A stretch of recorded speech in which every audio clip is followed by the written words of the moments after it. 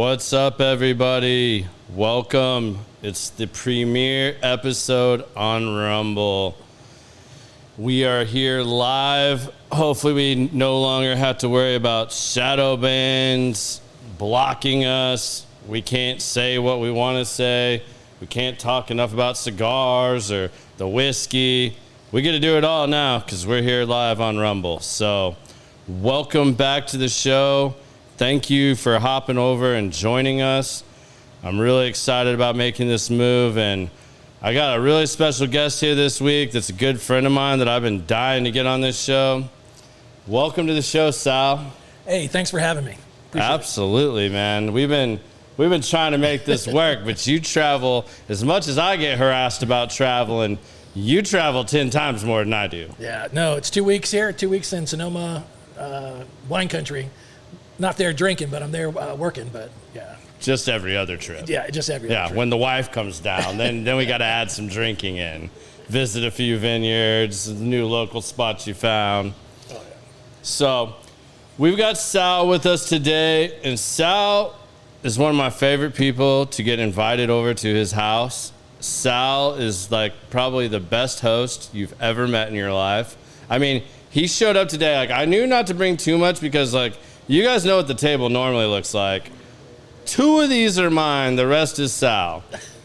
Same thing with the cigars. There's food over here. I mean, like, the guy doesn't go anywhere unprepared. Like, I don't know if that's from the military days or what, but... You know what? I'm all about the experience now, right? Yeah. Great cigars, great bourbon, great wines, great vacations, great friends, to share in the experience. And if you have it, share it, right? You know what I mean? Yeah. Yeah. You can't take it with you. Yeah, you can't take it with you. Well, Sal, why don't you tell everybody a little bit about yourself, what your background is, where you're from, just so people can get to know Sal a little bit. Yeah, so I'm from the mean beaches of Hawaii and Panama. No, no, I was an Air Force brat, so traveled to Hawaii, Panama, California, Germany. So I had a really great, childhood, got the experience of the world really at a young age. And based on that, I actually joined the military in the Army 6 days after high school. I was very delayed entry, but I went in. And I wanted to do the latest and greatest computers and radar theory, so I went into what they call the Hawk missile system. It's called Home All the Way Killer. So I did that for my first 4 years, and then when it phased out, I went into the Patriot missile system. Got deployed overseas during, the war, right? But and then after that, I was moved over to Army Space Command. I did what they call SIBRs and DSP satellites using the alert/JTAG system. After 20 years and 21 days, I retired, and then I went into government service, working at Raytheon Missile Systems. I retired from there. Went to General Dynamics for a short tour, and now I'm with L3 Harris. So just never stop. Yeah, you definitely don't. We were joking earlier because the last time you and I saw each other, you're like, I'm quitting, I'm done, I'm legit retired. I'm like, sweet, I can get him on the show now. And then I get back from vacation, and I'm hitting you up. I'm like, hey, are you good for the show? You're like, let me check my work schedule. I'm like, wait, what do you mean work schedule again? Like, you retired like 2 weeks ago. Like, oh, no, I couldn't do it. I couldn't turn in my resignation. I had to stay. I couldn't fathom it. I think you're one of those people, too, that I don't know that retirement's ever going to be good for you because, like, I don't think you would, like, know what to do with yourself. I'm being honest. I kind of worry about that. Yeah. Because I'm regimented, right? I get up early. Most people are not a morning person. Man, I either beat the alarm or as soon as it goes off, I'm up out of bed, right? I'm not one of those guys that hitting snooze. Hey, the day's waiting, right? Yeah. Yeah. Life is short. Let's go. That's one of the things I love having these military guys on, and we've got several military guys lined up from special ops and everything else coming up. Like, it's something I'm really excited about. My family's always been very heavily military, and the life lessons from guys that served. Yeah, every show we've had someone on that served has been through the roof with views. Whether it was Naval Chief Petty Officer Tom Petty. Oh man, I just went Tom Petty on him. Tom Perry, Let me get that right real quick. You know, everybody was fascinated with that stuff. I mean, and I think it's because there's so much structure in the experiences people have because you do travel, you see the world, and you have that stuff ingrained in you that it just, common sense, it leads to so much of that, and you guys have all these experiences to share that I always really enjoy having those conversations. I tell you what's really great about the military, especially the Navy. They're amazing. They have all these traditions on the boat, right? Mm-hmm. You know, the blue nose. They got the shellback. They got all these great, traditions they got to do on the boat, depending if they cross the equator. When they go to different Antarctic, they do all these traditions, right? So it's just amazing the traditions you have. But I guess what I really, really loved about the military, it's regimented. There's a structure and hierarchy. Right, and you're trained in everything, right? Everything from combat life-saving to weaponry, combat arms. So it's kind of nice that you learn a skill set. In the civilian world, you have a program, you have a functional. You have so many different areas. You report to so many different people, right? Yeah. I only went to one person. Yes, sir. Right. I mean, that was it, right? Yeah, there's definitely. Before we get too far in here, too, because I always forget to do this, and you guys hammer me in the comments after the show, what are we drinking? What are we smoking? And this will translate right into Sal's biggest passions. But today we're starting off with the Nelson Alfonso Atabey Mysticos. This is exclusive to ICC. Not only does it meet every qualification of an Atabey that Nelson Alfonso does, but this cigar was rolled in 2012. So it is set for over 10 years before they boxed it, shipped it out. So it is an Atabey in its prime, now aged an additional 10 years. You can get these at Industrial Cigar Company in Frisco. I don't know how many of them are left. They pre-sold a bunch of boxes, but as of today, there are still some in the humidor if you want those. Now, I'll let Sal talk a little bit about what he brought because Sal pretty much smokes nothing but Cubans, and that's how he rolls. And I've never been anywhere with Sal that he hasn't brought umpteen cigars for everybody to try that he is super passionate about. So I'll let you tell them about these. Yeah, so this one here is the Partagas. It's the Maduro #1. Okay. Oh, great cigar. It's about a 2018. Again, another 2018, the Series D from Partagas. Probably one of my favorite cigars, other than the Siglio 2s from Cohiba. Can't beat that cigar, right? Yeah. I really, really love those. And then I think my man over there is smoking a Juan Lopez. Juan Lopez. Nice. Yeah. Got a little fire over there, Biz? No, it's smooth. Oh, yeah. This is smooth. The fire's in the glass which you pour. Okay. This is smooth. That ain't fire. Well, we'll get to that. So we'll start with what Biz is drinking because he's the only one I think that's poured that so far. So I brought, what Biz is drinking is this Elijah Craig 18 year right here. Jay, I hope you're listening because I know that's one of your big pours you love. These are ones Sal brought. We'll get into this. This is a Weller Full Proof. This is a 1789 B pick. We'll talk about that a little bit later too for those of you that are bourbon connoisseurs.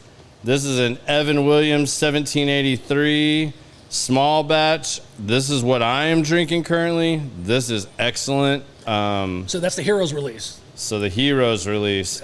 This is 90 proof. This is excellent. I don't know that I've ever had an Evan Williams that I would say was excellent until right now. He also brought a McKenna Henry 10-year bottle and bond. Is this a 1789 B pick too? No, it's not a 1789 pick. All right, Yeah. just make sure. I have a Brent Elliott single barrel OBSV. I poured this before the show. This is hot as hell. I mean, I haven't had one light me up like this in a while.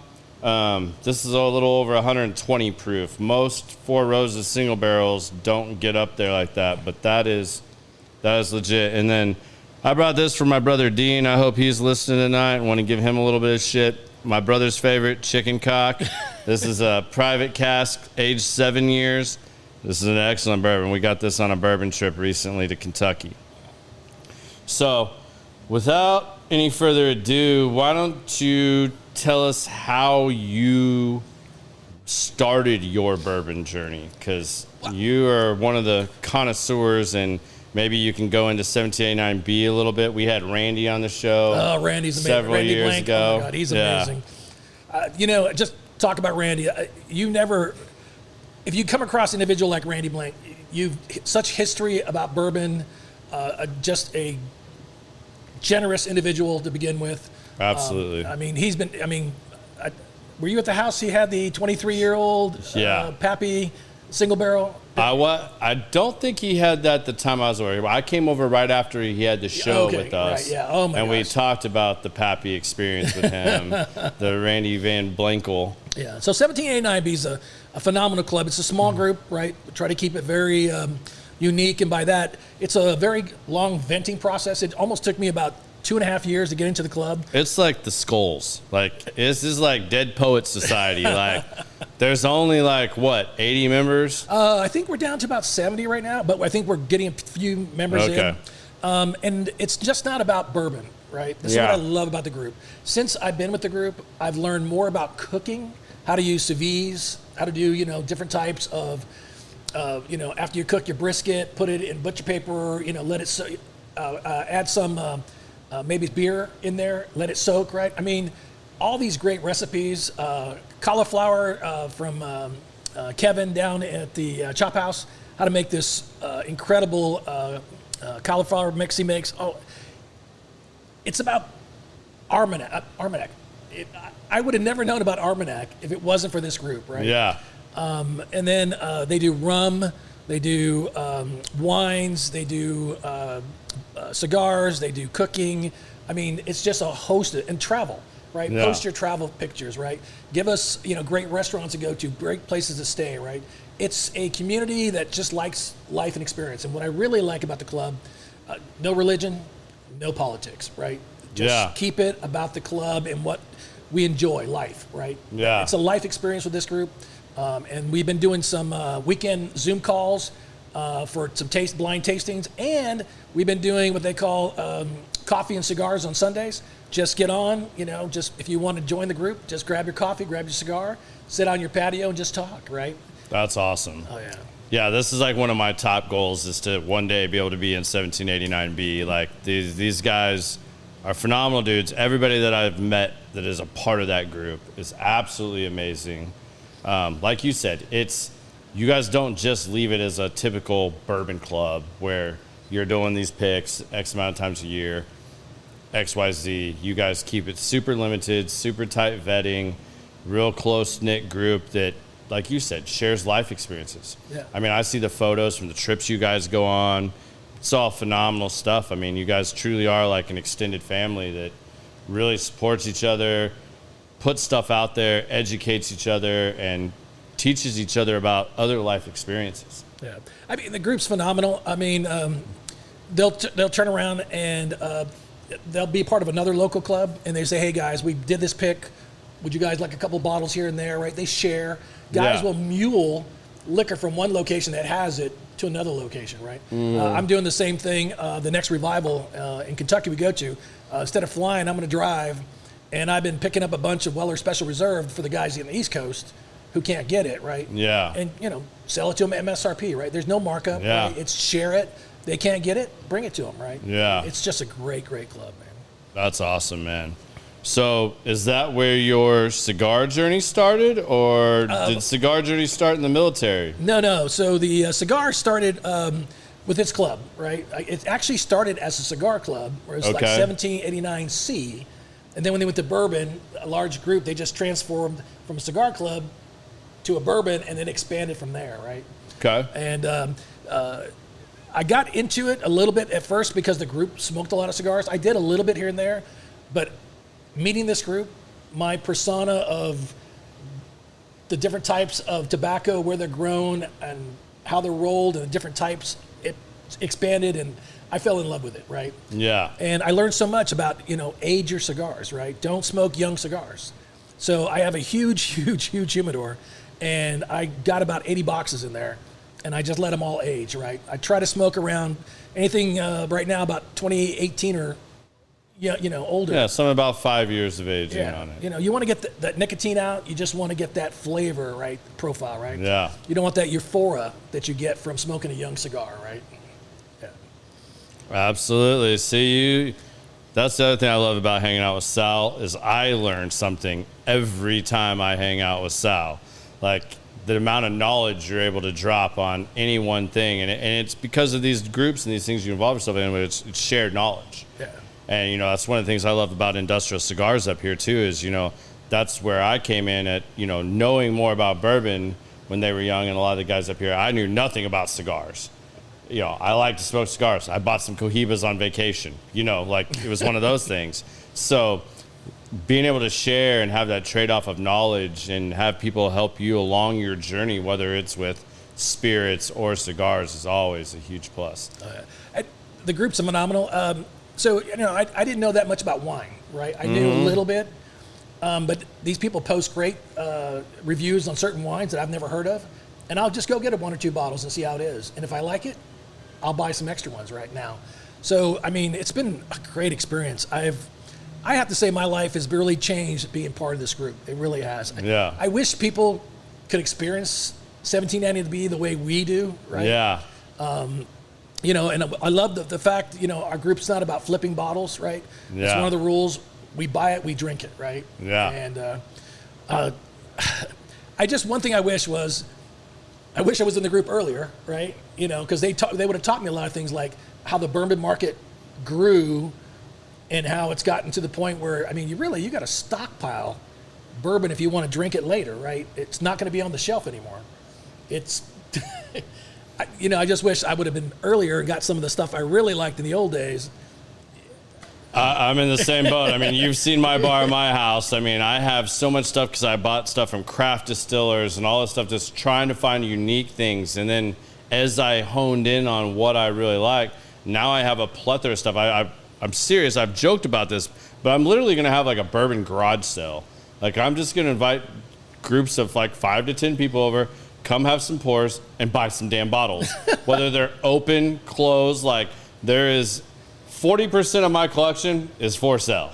Like somebody can come buy whatever it is they want, because I want to, like you said, I want to stockpile more of the things that I really truly enjoy and cut out some of the other stuff. Like there are a handful of bourbons that I truly, really like, no matter what bottle of it I buy.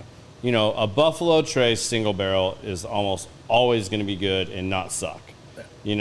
Four Roses, I just bitched about one being hot, but, stuff like that, just you find those lanes and those profiles of what you really like and enjoy and just go for it. At first you have like FOMO and like fear of losing out, and you're like try to grab everything. You're buying 2 of this. Oh, so and so did this pick. All right, I need 2 of those. Oh, I can only get one. All right, I'm buying one just because the lines are. This must be great because everybody wants this.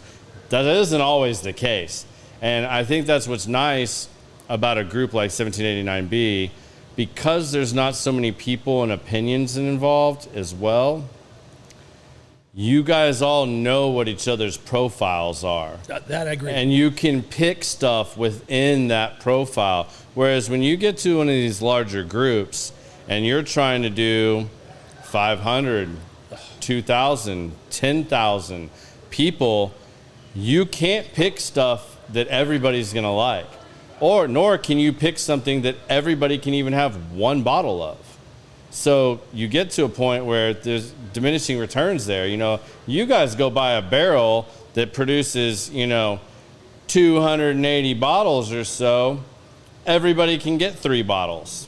And if a couple don't like it, some people can get extras. But it allows you more opportunity, and I think that's a beautiful thing of how you guys operate. Well, it's kind of nice. You can say to yourself, I'll just go ahead and open one because I got one in the bunker, right? Mm-hmm. It allows you that. Instead of trying to be like, I remember how good it was, but I don't want to open this one because I only have one. It's kind of nice to have 1 or 2, right? It really, really is, right?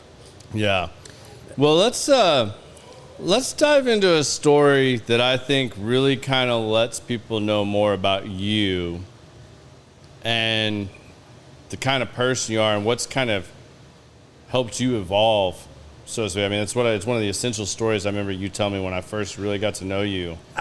Probably, I've always been a workaholic. You know what I'm talking about already. So I'm a workaholic, right? Yeah. I usually get to work at 6 o'clock, 6:10. You know, I eat my lunch at my desk. You know, leave at 5:30, whatever, 6. Yeah. But when I was working in Tucson at the Raytheon facility there, I'm just at my desk. It's about lunchtime, and all of a sudden, I hear one of my coworkers scream. Right, and I was like, "Wow, that's kind of weird." So I get on my cubicle, I go to hers, and she goes, "Oh my God, Fred killed over." Right, and I literally turn around, and Fred's in his chair and literally flipped it over, which is kind of hard with those rolling chairs. Yeah. And I'm a big guy, right? Picking up dead weight and getting him out of that chair. I mean, he's not helping you, right? He's literally out. He's not breathing. So I pick him out of his chair, lean his head back, start doing CPR, right? And I brought him back, right? And it was amazing. His eyes turned blistering red when you're not breathing. I was amazed how blood red. As soon as he starts breathing, they start turning white again, right? And then all of a sudden he stopped breathing again. So in 9 minutes, I had to bring him back 7 times, right? And then finally somebody brought the defibrillator over. We put that on and then shocked him back, right? And then on the way back to the hospital, the paramedics finally got there. Twice more, he flatlined, right? So, but this amazing is he doesn't have any cognitive issues, no motor skill issues. I mean, he's great, right? Fred. Yeah. So it opened my eyes to the fact that I could be gone tomorrow, right? I mean, I've been working so hard, saving so much, and I figured, you know what? That's over for me. So that's when I started buying great bourbons, wines, cigars, sharing with people, because I want now in my life from here on out is nothing but the experience. Weekends, barbecuing with friends, sitting out, smoking cigars, catching a game or golf, whatever it is. It's now, for me, it's all about that, right? I won't say money doesn't matter, but yeah, I've got plenty, right? So that's not going to be an issue for me going forward. So that's why I want to share everything. I took him and his partner to Napa. I took him vacation with us to Belize. And I still remember in Belize, he said, "Why do you keep, paying for us to go with you on these vacations and everything?" I said, "You saved my life," right? And he said, "I think it's the other way around." And I said, "Nope. I was a workaholic, and all I cared about was, getting things done, not failing, saving money, And after that, my whole mentality, my whole regimen of life changed, because I could be gone tomorrow. I could, get hit by a bus, that old saying, right? Yeah. And so for me, from here on out, cooking food, bringing, appetizers to today, right? Yeah. Those little nuances that just make the event special, right? Yeah, no, absolutely. And, it's something I've admired about you since I met you.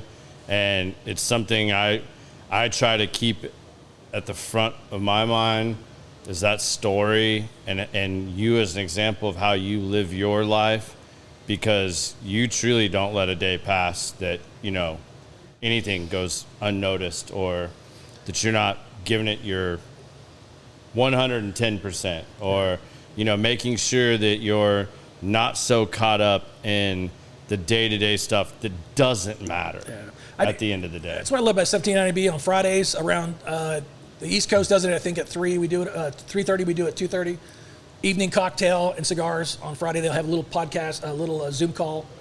The coffee on Sundays, the blind tastings. Yeah. I try to make as many of these events as I can, right?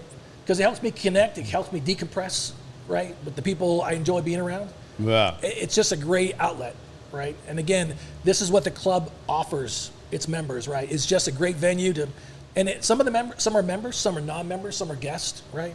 It's just a great forum, right? How have you found the balance of that with your wife? Because you and your wife have an amazing relationship.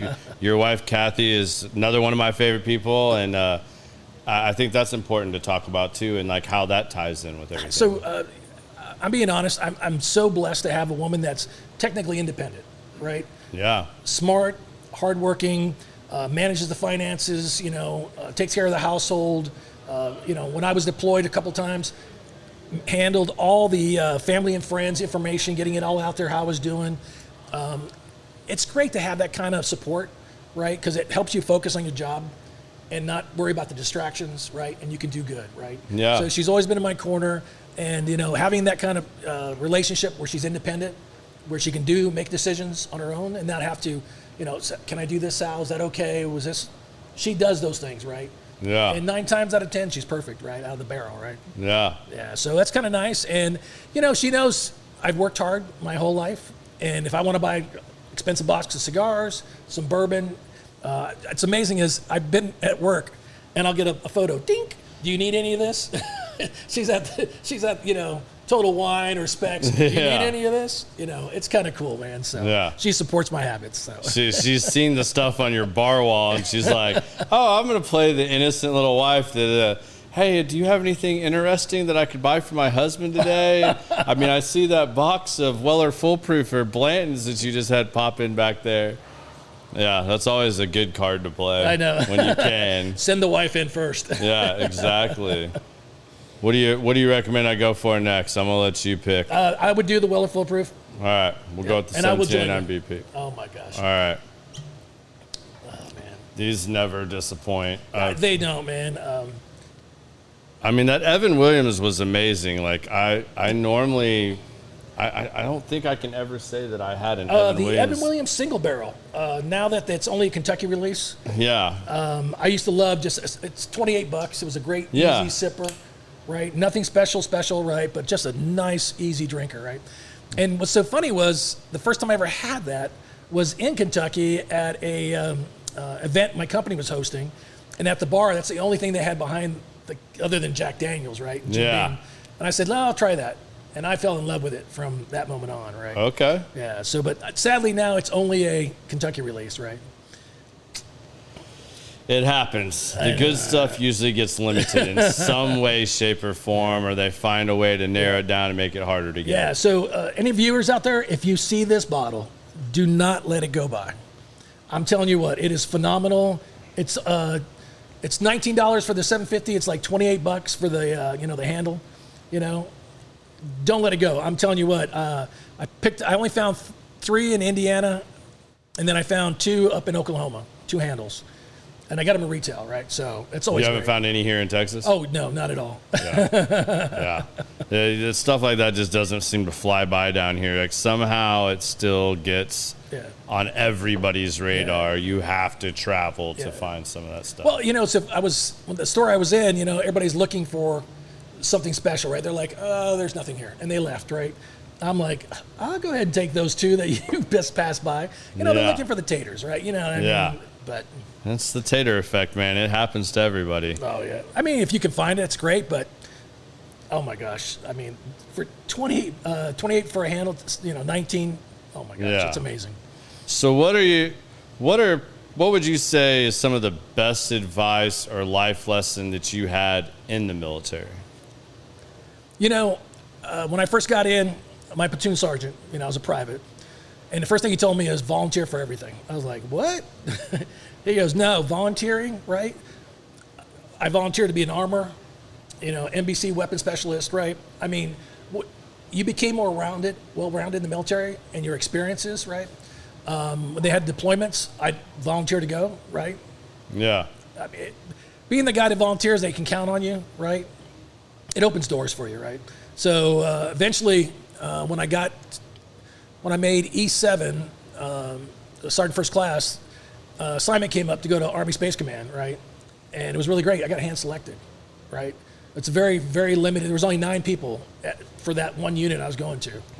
And the best part about it was I was in charge, no officers in my detachment out of Vandenberg, right? There was only 9 of us, and it was great. That's awesome. Yeah. So how does that carry over into your civilian life? Again, very regimented. I am data oriented. I mean, I create all these spreadsheets. I keep track of all my metrics, right? I try to do what they call forecasting, see what my future is going to be, try to mitigate issues ahead of time. The military teaches that, right? You want to reverse plan, see what the end result is, and then look if there's any milestones in between, if there's going to be any deviations to that for your planning, right? Do I need to adjust fire, as they say, right? To get to a certain point, if I have an issue, will I do this or this, right? It helps you plan, right? A lot of people they're tactical. They only try to fix the firefighting mode, right? They just want to fix then the and problem. now. Yeah, right. I'm more look at the end result where I want to be. How do I get there, right? Yeah. Very, very good strategy. That seems to be repeated a lot from very successful people that have been on this podcast, that having that very defined, developed picture in your mind of what that goal or end result is, and then the whole process there.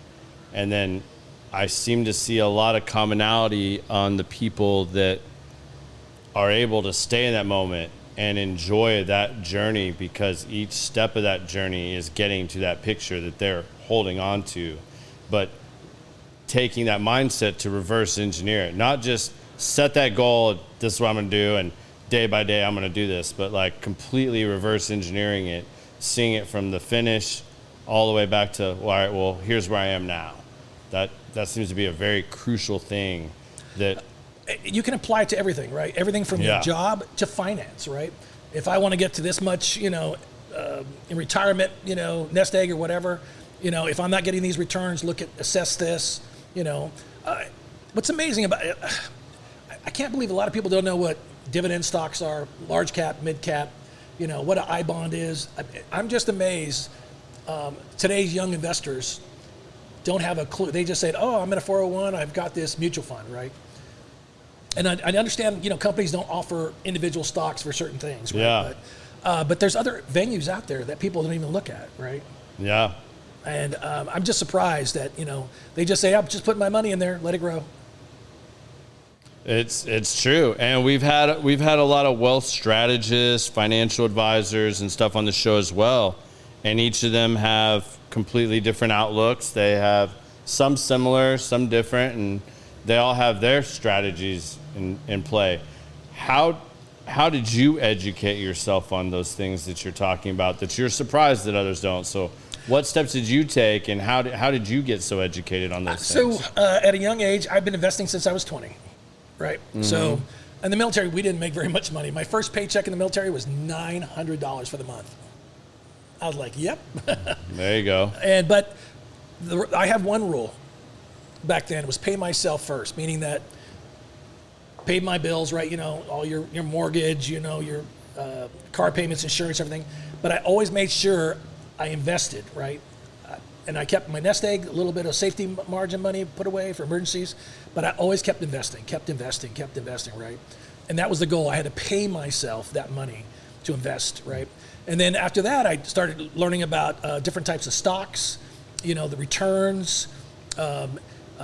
All self-taught? All self-taught, yeah, all self-taught, right? And probably the best thing I did was, there was, at the time, Fidelity came out with a young investor brochure that came out, talked about cost averaging stocks, looking at trending in markets, right? They always tell you to cost average, right? And I always looked at the indicators. Probably the best thing I ever did was, remember the big crash about 10, 12 years ago when the market really tanked down to, was it 70-something, 7,000 or something like that? Yeah. So I had pulled my money out around 12. I waited till it dropped. I was all cash, and I went right back in when all the money was low, right? Little risky, but it paid off huge, right? Yeah. But because one of the rules is cost average, right? But when you're losing, $90,000, $120,000, in the market drops, I'm like, I don't want that kind of risk. So I pulled all mine in cash, and then as soon as the market tanked, I put it all back in. So now, rode it all the way back up, right? So it's paid huge dividends for me. That's awesome, man. Yeah. Like, seeing how people look at those things and how they individually decide to attack those things and plan for them, was, instead of panicking, you went for another plan. Like, you had a plan B. Yeah. Like, even though it says get out, whatever, you didn't let it hit rock bottom.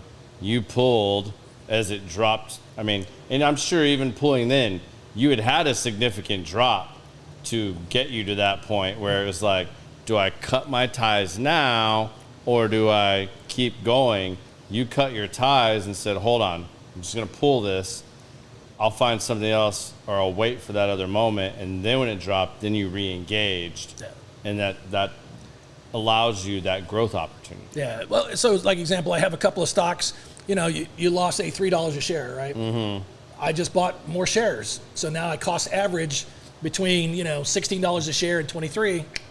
Now my hurt is less. And now I'm getting more dividends, right? Because I own more stock. Yeah. So I'm getting a benefit of that. Plus I got a price break for buying additional shares, right? I just wish people would do the analysis. Right? It's not saying for everything go and buy additional shares. You got to do some research on future growth, you know, and issues. I can tell you, I'm signing up for Sal Financial 101, and I'm going to bring over the cigars and some more bourbon, and yeah, we're going to have to definitely continue this conversation too. Yeah. Were there any regrets or things that you didn't get to do in the military that you really wanted to do? Because, like, I know with my grandfather, when he retired from the Navy, there was only, like, one sea he did not get to travel down, and he could have said he'd been all the way around the world. And unfortunately, when I finally was in a position where I could have, like, bought him that cruise ticket for him and my Nana to go on that trip, he passed within like 6-8 months of that. And I had that in the plans to be able to like send them on that cruise so that he could say, I've been all the way around the world. Is there anything like that? Or maybe it's a harsher lesson or something, or a more drastic thing, but is there anything like that from the military that like you didn't take advantage of, you didn't volunteer, that you wish you had? Well, so my MOS was, you know, missiles and space systems, right? Mm-hmm. So we're not technically a combat, like 11 Bravos, right? 11 bang bangs. So I tried to go to jump school. Okay. And I tried for like 6 years to get in jump school. I kept getting denied because you're not a combat MOS, right? And so I even had a hookup with the ex-82nd Airborne Sergeant Major to try to get me to pull strings to get me to school. He couldn't even get me in. So that's the only thing I wish I would have done with jump school, right? Just to say, you know, jumped out of a perfectly good airplane. That's the only thing I tried to do. That might be the one thing I know that's wrong with you, Sal. You actually want to jump out of a perfectly good airplane. Well, because, you know, in the military, you know, there's no tandem jumping, right? Yeah. You jump on your own, right? That would be pretty funny if there was. Like, hey, this is part of boot camp. You got to go tandem jumping. Oh, that would be funny. Oh, my gosh. Yeah. There's just something about jumping out of a plane. You know, it just seems pretty cool. Yeah. Yeah. I've always had, my wife, Sarah's gone skydiving at least twice. I think maybe 3 times. I think I would like to do it, but I have the biggest fear of the fact that, like, the minute I jumped out, I would have a heart attack. like, that would be my fate. That, like, it would just be that instant, like, I would make my heart explode or whatever, that I would have a heart attack from doing it. Who knows? Well, how did the military influence your career? You obviously stayed relatively in similar fields. Were there any other passions that you tried to follow or that you tried to go after that filled other voids, or have you always just stayed in that? I have to admit, I just stayed because, I mean, my background was radars, you know, missile systems, the various, what do you call it, early warning, right, with the DSP satellites and SIBRs, you know, and all the ground-based radars, you know, Thule, you know, Cobra Dane, SBX.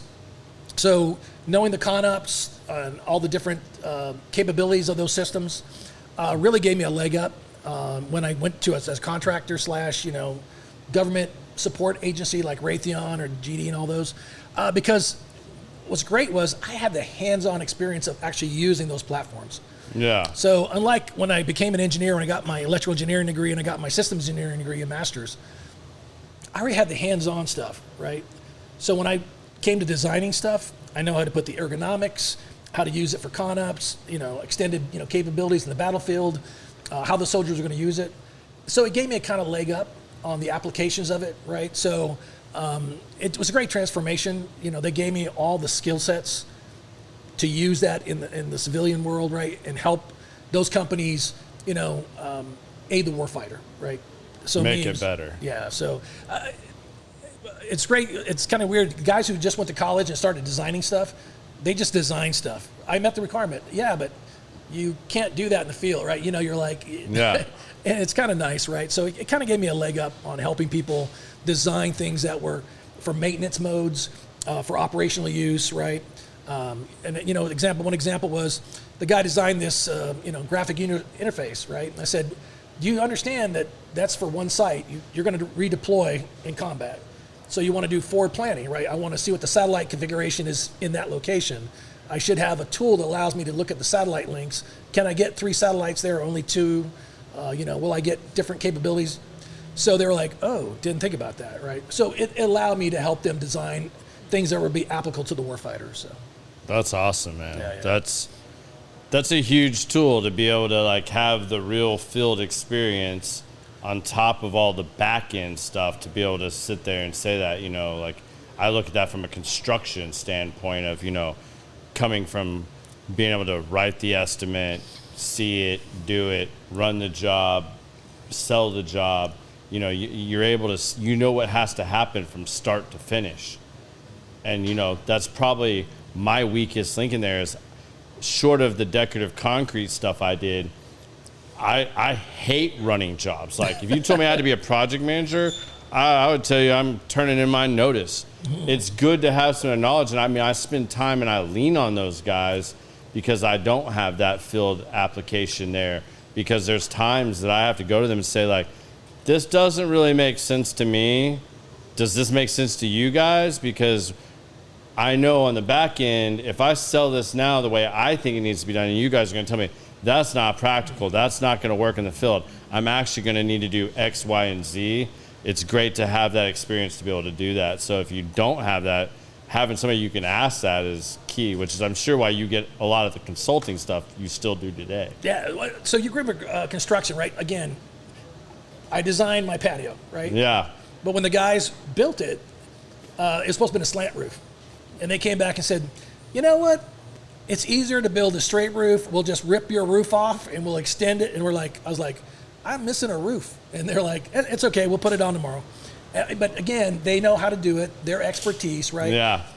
They took a basic design and said, it's not as practical if you did this, right? And it worked out amazingly, right? Again, allowing people who have the expertise to take your design, your work, and expand on it. Well, it also happens too. Like, my backyard patio, we had a whole different design. Your patio is wicked, by the way. Well, thank you. I appreciate that. But we had a whole different design. Like, our patio is not, what you've seen is not how we originally drew it up. The HOA came in and said we couldn't do this and that. Then the city of Plano came in and said we can do this, we can't do that.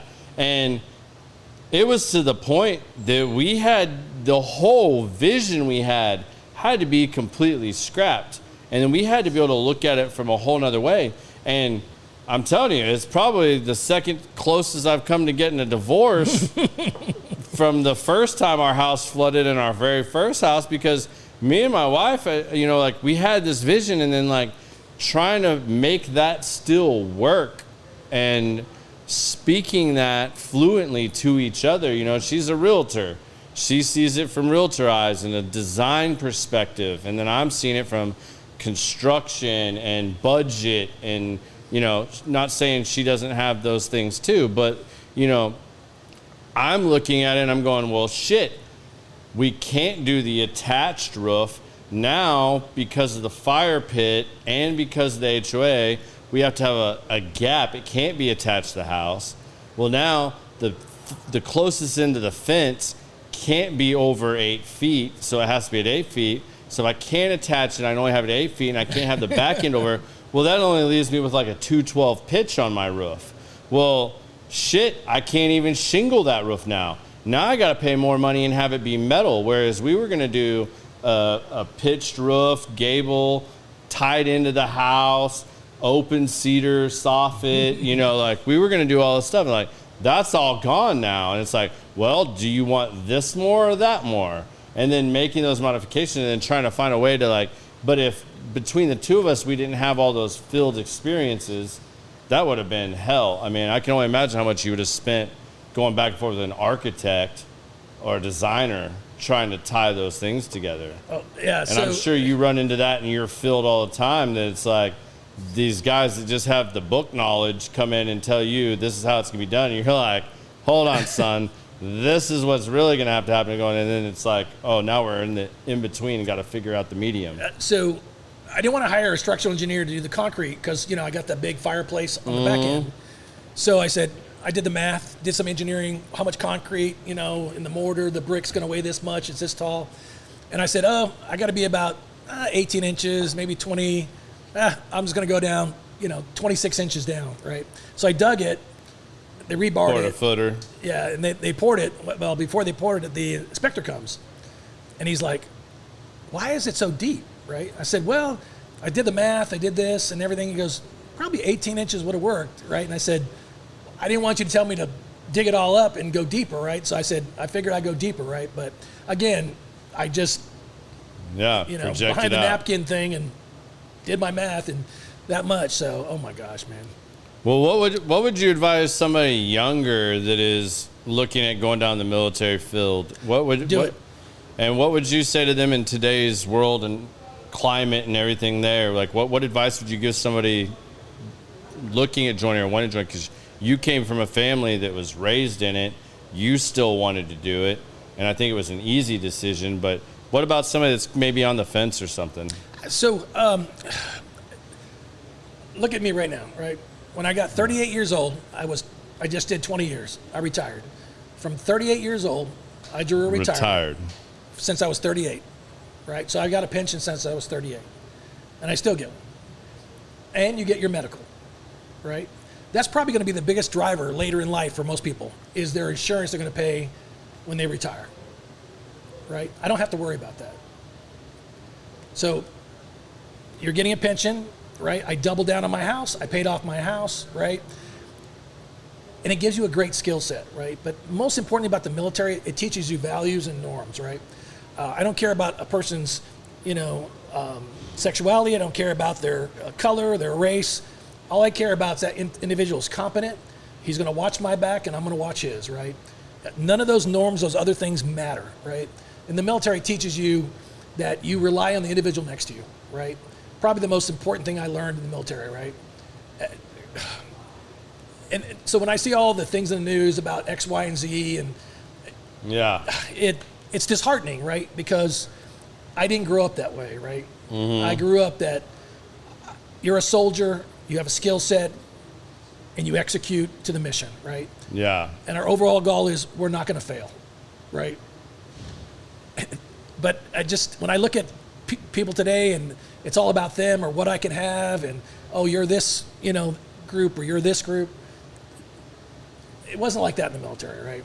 It wasn't, man. I hate the being put in a box thing, man. Like, that's one of those things that, like, absolutely chaps my ass. I do it when I go shopping intentionally. It drives my wife absolutely insane. I will literally go to Neiman Marcus dressed like I just came out of the field working construction.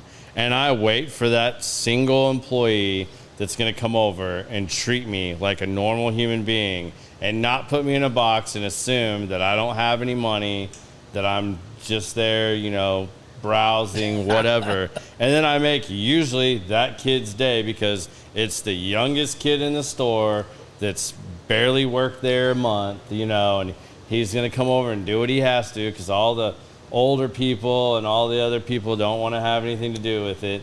And then he comes over and it's like, well, cool. I'm just going to make this kid's day and I'm buying my whole new wardrobe or outfit or whatever. It drives her nuts. But I can't stand, that's one of those things that drives me nuts. Like, everybody wants to categorize things and put in a box. We can't just be human beings. We can't just, find commonality. We got to find a reason to create division. So I used to be a member of Joseph Phelps Winery for a long time. So they have a couple tables in the back that you can buy a bottle of wine, you can bring your own lunch, and sit back there, enjoy it, looking over the vineyard. And then when you're ready for your tasting, you can't do a tasting back there. but you'll come up to the front area on the patio. So when I always go, I go to addendum, I pick up extra chicken, and I give it to, when I check in, I give them a couple boxes of chicken so they can enjoy it in the back, right? Yeah. And I got our wine, and we're eating, and then I went to the front, and they always know me because I take care of them, right? Great service at Joseph Phelps, by the way, great wine. Insignia, I love their insignia. It's amazing. Okay. So I'm sitting there, and this lady's got her little dog, and she's petting it, and she goes, "Wow, they're giving you some extra pours over there." I said, "Yeah, I'm a member, or whatever." She goes, "How long you been a member?" I said, "About 6 years." And she goes, "So what do you do?" I said, "Well, I'm retired military," and that's as far as it went. She goes, "And you can afford to be a member here?" I mean, it was just, you're military, you're down here in this low. And then she's petting her dog. "Oh, my husband's a doctor. So, we're just here visiting," right? And I'm like, really? I mean, I just got ditched by... Like, I'm the one that helped fight for all the things you're able to do, lady. Like, oh, yeah. I just thought it was kind of condescending. It just, she's not a doctor. It's her husband, right? And she's like, "Well, my husband's a doctor," petting that little poodle right there on the patio. I was like, I'll strangle that dog. That shit drives me insane, man. I know, man. What are some of those other things right now, like, that you see in the world that just, like, absolutely drive you insane? I don't know, man. I think we'd lost our perspective. We're desensitized. To, I want to call it violence. We're desensitized, to other people. Sometimes you say, "Oh, why didn't you do this?" Or "Why didn't you help him?" Or "Why didn't you offer?" I don't know. I just think we're desensitized to the human experience to help others, right? It's all about ourselves. I'm not saying everybody, right? But I just see it more often than I did before, right? And I don't know if it's because, it seems like ever since the internet came out and information, whether it's real or fake or bot driven.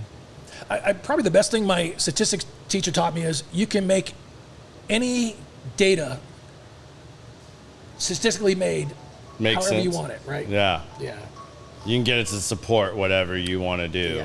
And I think that's one of the biggest battles we're going to face now, is because, I mean, look at some of my show descriptions and stuff. I mean, it looks like a Nobel Peace Prize should be given for, like, writing some of these things.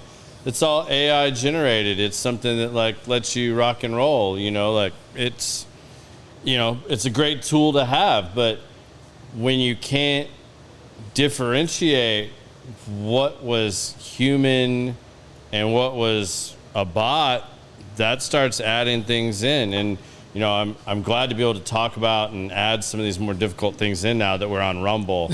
You're, by the way, the first guest on Rumble. Ooh. So we moved over to Rumble. This is our premiere on Rumble. And it's because, I started looking at data and stuff that we've had some big names on the show. And, like, you watch the data and stuff, and it's like, well, what did we talk about? Because this show should have done better. And you start looking at that, and it's like they're controlling how much stuff gets out and what you say, where it does with it, or how much your podcast is put out there for people to listen to. And based on whether they like what you said or they didn't like what you said, it's a great thing about Rumble. We can say whatever the fuck we want. And I absolutely love it. I can drop the F-bomb. My in-laws and my mom's not going to like this at all, but so I can, like, completely go and change. Yeah, your mom's going, "I raised him better than that." Yeah, she is. And I'm like, but there's been studies that show that people that cuss are actually more intelligent. Put that out there for you. If that's the case, I have a sergeant major. The funny story was, we go in the auditorium as a battalion, right? So you have, 500 guys, all in a auditorium. Yeah. And this one, we all take a word, fuck, shit. And you should see the sergeant major. He'd be like, "And you guys are effing," and we're all like keeping track. We're like, I mean, he would just go off at the rails, man. "I'll put my boot down your throat and out your ass, and I'll, oh my God, he was. Yeah, I love it, man. I mean, like, I'm fascinated with that stuff. Like, same thing with, like, military special forces. I've got some guys I'm working on getting on the show right now.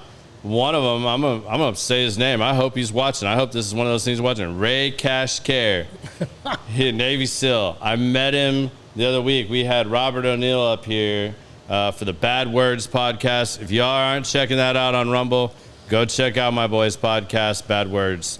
It's badass. They had Robert O'Neill on. He's the Navy SEAL that killed bin Laden. And Ray is one of the guys from his teams on here. Well, Ray, the more research I do, I'm watching all this stuff. I'm telling you, he's involved with, I'm going to say this guy's name wrong, Bedros Kilian. He has a book out. They have these boot camps for guys like entrepreneurs where they teach them the, things of the special forces. They teach them to be men. They teach them to be leaders. They teach them to be part of the brotherhood, stuff like that. And man, if you just Google Ray Kashkar and yelling, just put Ray Kashkar yelling in. It is epic. Like this guy, I'm going to say he's 5'8". He's absolutely yoked. I mean, when he walked in, I was like, this is a Navy SEAL. He's got to be friends with this guy. Like when he walked in, I was like, dude's jacked, tatted up. I was like, and he just, when you see somebody in special forces, like the demeanor, the way they carry themselves, like it's almost instantaneously you can tell. And this guy came in, and man, sure as shit, man. You Google that shit, he is getting it. Like, I'll bet if he did Hell Week stuff, I'll bet those guys just wanted to die when they saw him walking down the beach. Like, our day just got seriously fucked. Like, and him and I have been going back about working on getting him on the podcast. So I'm working on getting some sponsors and some show sponsors on here so we can bring some of those guys in. It's like you got to get flights and hotels and stuff like that. Not all these guys live here in Dallas, Fort Worth. Well, he's like, man, you should just have your other buddy on that I met there. He's like, you should have him on. He's local with you, whatnot. He's going to be, just smooth talking, this and that. Man, I did the work of the Lord, and man, I don't have any regrets. And I tell it how it is. I'm like, nope, that is exactly what I want. I want you coming on here and teaching people and educating them, and let's just go, man. And he's like, man, he gets me fired up. I'm just reading text messages from the dude, and I'm like, my wife comes outside, she's like, what are you so amped up about? I'm like, I'm talking to a Navy SEAL. He's got me all jacked up over here. Like, he's just spitting fire, but like, that's the way those guys are. And it's like, even if it's not special forces, just military acumen, knowledge, and experiences. And I think a lot of it has to do with being well-traveled. Going around the world, seeing that how great we really do have it here in the United States. We can bitch about a lot of things, and we can all say we don't like a lot of things right now. And I think we're at one of those points where a lot of things need to change. And there's going to be some ups and downs, and there's going to be more of what we've seen in the last couple of years, and there's going to be a breaking point at some point. But when you travel and you get out and see, you're like, we really don't have it that bad. You go over, I look at some of my, extended family that may live in Europe and stuff like that. And, I hear debates about, what do you call it? Like we have like universal health care. Yep. One of my family members has needed medical care for a while. On a waiting list. Go check out. Yeah, well, we have supplemental insurance that helps you. Yeah, well, that's still more. You're paying more for that. So basically, you're getting screwed because you're getting both. You get the universal, but then to really have anything or have something, you also got to have private insurance. And even then, the private insurance doesn't always help you out, and you're still waiting. And it's like, you could have been 6 months earlier, and that's why a lot of them travel, and they'll come over to the U.S. and have whatever medical procedure or whatever they need. It's just so much of this doesn't even make sense to me. But if you go travel the world and you see these things, you're able to actually analyze that and have a well-rounded opinion on it. You could disagree with me, but have you traveled, and do you know anybody that's actually in that system and done it? I hate the arguments when people are just like, they don't even know, and it's just regurgitation of Fox, CNN, MSNBC, CBS, whatever. It's go educate yourself, travel a little bit, go somewhere else. Yeah. You think it's so great somewhere else, go see it. I tell you, my brother, he's going to start traveling. Mm-hmm. He's going to do 2 months in Australia, 2 months New Zealand. Hell yeah. 2 months Thailand, right? I think I just got divorced, man. My wife's going to want to know your brother's phone number and want to go with him. He did so much research. You can get a healthcare supplement for traveling, and it's hardly anything. And I'm thinking, you pay more in the States than you do outside the States. And he was showing me that Vietnam really has some really great healthcare stuff. Yeah. And inexpensive. You pay it yourself, right? I mean, a lot of it's going to be out of pocket, but it's nothing to pay, right, in Vietnam. Yeah. I was amazed. Because your dollar is so much more there. Oh my! I was just blown away. But how do you find the comfort level of being like, I'm going to let this Vietnamese doctor operate on me? Yeah, I don't know about that, but he was talking about you could do all these tests and X-ray, MRI, and it's nothing, right, compared to what we pay here in America. It's like, gosh almighty, our healthcare is so expensive. Oh man. Yeah, the pluses and minuses of it all. But, again, I think if you travel, you see more of that. You get to experience that. Yeah. So real quick, so when I was in El Paso, I had to support the Special Forces in their training. They do desert training in El Paso at the time. And it was out of McGregor Range. It was hilarious I just had to meet them at certain points. We had, MREs and water. They do a resupply, right? And so it was evening time. We're there. And these guys, they got all their camo on. And it's, 110 degrees. And they're just laid out, right? And the sun is just baking on them. You're like, it's 110. And you're just laying out with all this camo on, right? And one of the guys goes, snake. And, because we're like one under the bushes. Every guy jumped up. And they literally killed that snake. And they literally stripped it. And they started eating it raw, right? Because they only get one MRE a day for their training, right? Every day. That's all they get. And I was amazed. They're just scraping the bones off there's not a lot of meat on a rattlesnake. And they were just cutting it off and eating it raw so they could have extra. I was like, man, these guys are great. It's unreal, man. I mean, I have a friend from high school that joined the Army Rangers. And I remember when he came back, like the same thing. They literally dropped them off in the jungle somewhere for I don't know how long, and you just had to survive. They came back and got you a week later or however long it was. And same thing, like they had like one of the only picture he had was they found some big ass snake. And I mean, I'm talking, there's a team of 6 Rangers and this snake is draped all across their backs and down the sides. And they're like, yep, barbecue. And yeah, they didn't cook it. They ate it raw. I can't imagine that. Oh my God. Snake sushi. I know. Oh. But I mean, it was amazing. These guys. I mean, they were just. You didn't save that recipe for 1789B? Yeah, I didn't. That wasn't on the list there. Oh my gosh! But so my wife's nephew, he was 11 Bravo, a grunt, right? Okay. So I went to his bachelor party, and here comes a pog, and I said, a what? Because they kept calling me pog, right? And I was like, what the heck's a pog, right? He goes, people other than grunts, right? It was just so funny. I was like, wait, that's a new vernacular for me, right? You're laughing, going, yep, that's true. That's the way it goes. I mean, one of the guys I was sitting next to at the Bad Words podcast with Robert O'Neill he kept calling him a squib, and I was like, God, you got balls. And I was like, oh, well, he's Marine Recon.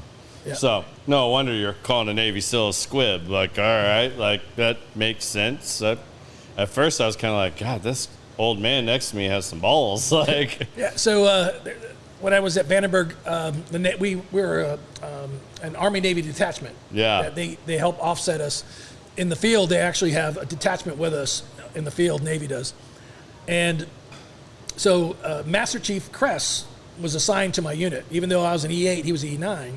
Okay. He's Navy. So I always say, hey, Chief. He goes, Master, right? You got to put Master in front of the Chief. But I always called him Chief, right? For the 6 months he was with us, I always say, come on, let's go, Chief. He goes, Master, right? Every time. And I was like, look, I'm not being disrespectful. I call everybody Chief. Come on, Chief, right? And he's like, it's Master. I mean, it's just hilarious. They love. Yeah. He said, if you would know the ritual it takes in the Navy there. to become you got to keep a logbook. I mean, it's just not easy becoming a Master Chief in the Navy, right? Yeah. But he says, I earned that, so it's Master, right? It's not Senior Chief. It's not Chief, because a Chief is E7, right? Yeah. So me calling him Chief was like a demotion all the time. But I said, I just say chief, right? He goes, no, it's master, right? It's hilarious, man, those guys. But I always make fun of the Navy. They have their... What years did you serve? 81 through 2001. Okay, so we were in the same time. You were in a lot longer than I was. Yeah. Good God. I didn't go into 89. Oh, 89. Yeah, I was there because you heard Brandenburg. I'm like, oh, snap. I was in Berlin when the gate and the wall, all that stuff came down and they unified. And yeah. So yeah, I was in Germany from 89 to 92. I was in Berlin. Yeah, I got there in 90. in Ansbach. I played football there. Oh, you know what? A buddy of mine, Samoan, right? He was the water boy. Are you going to be able to verify this? He was 6'3", All of them are. 260 pounds. Right? Including the females. Yeah. The funny thing about it was, we were talking about, I said, oh, are you part of it? Because Nuremberg had a great football team. He goes, Yes. I said, no. He says, I'm on the what do you call it, rugby team. He said, football is for wusses. Yeah. Because they wear pads. And I'm like, but I met his two brothers in Saudi, right? And they're like 6'5" and 6'6", right? He was the baby of the family at 6'3", right? And I was like, the guy was huge. Yeah. I dated a girl that was someone in the Army, and I broke up with her with 3. I got tired of being manhandled. And we was just making out, and I came out with bruises. That is an image I did not need in my head. I'm sorry, bro. She was gorgeous, but it just felt like I was in a street fight when we would kiss. I didn't want no more of that. That's like when my little brother, when I went to Hawaii this year, and he took me on the road to Hana.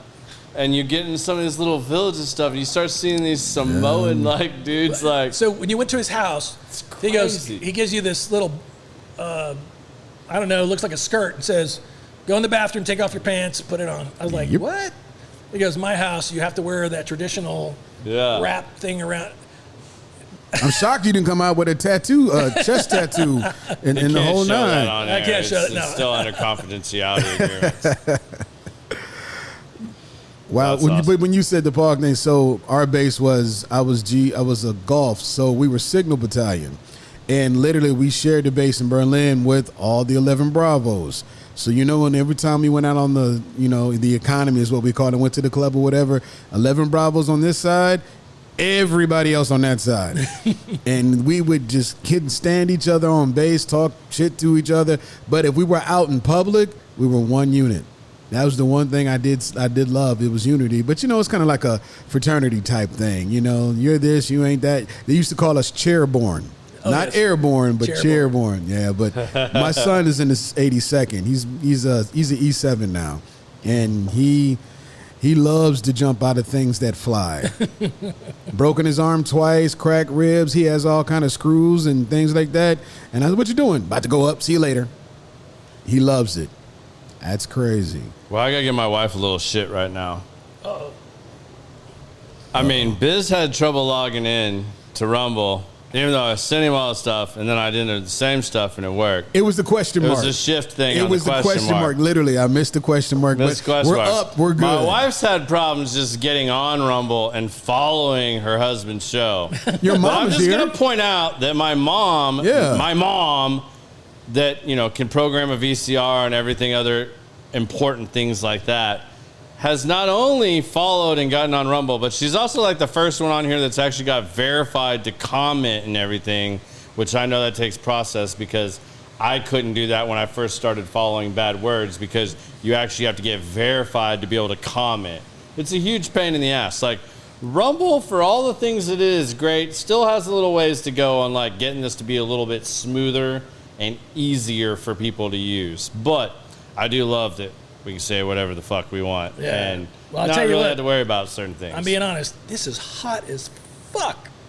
I told you that you had the Four Roses, right? Yeah, I got the Four Roses. Holy crazy. I told you, I've never had a Four Roses that hot. And I mean, obviously, I've drank it for a while. There's not a lot left. Man, I did not remember it being that hot. And that's amazing. Usually it oxidizes and it gets sweeter. It gets sweeter.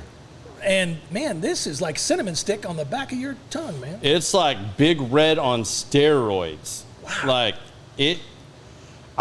I poured it. I was like, well, when you texted me back and were like, I'm bringing blah, blah, blah, blah, blah, I was like, well, shit, I'm just going to pull these 2 bottles out. I was like, well, I'll just have one pour. I mean, I got here early today. I was like, I'll have one pour before the show.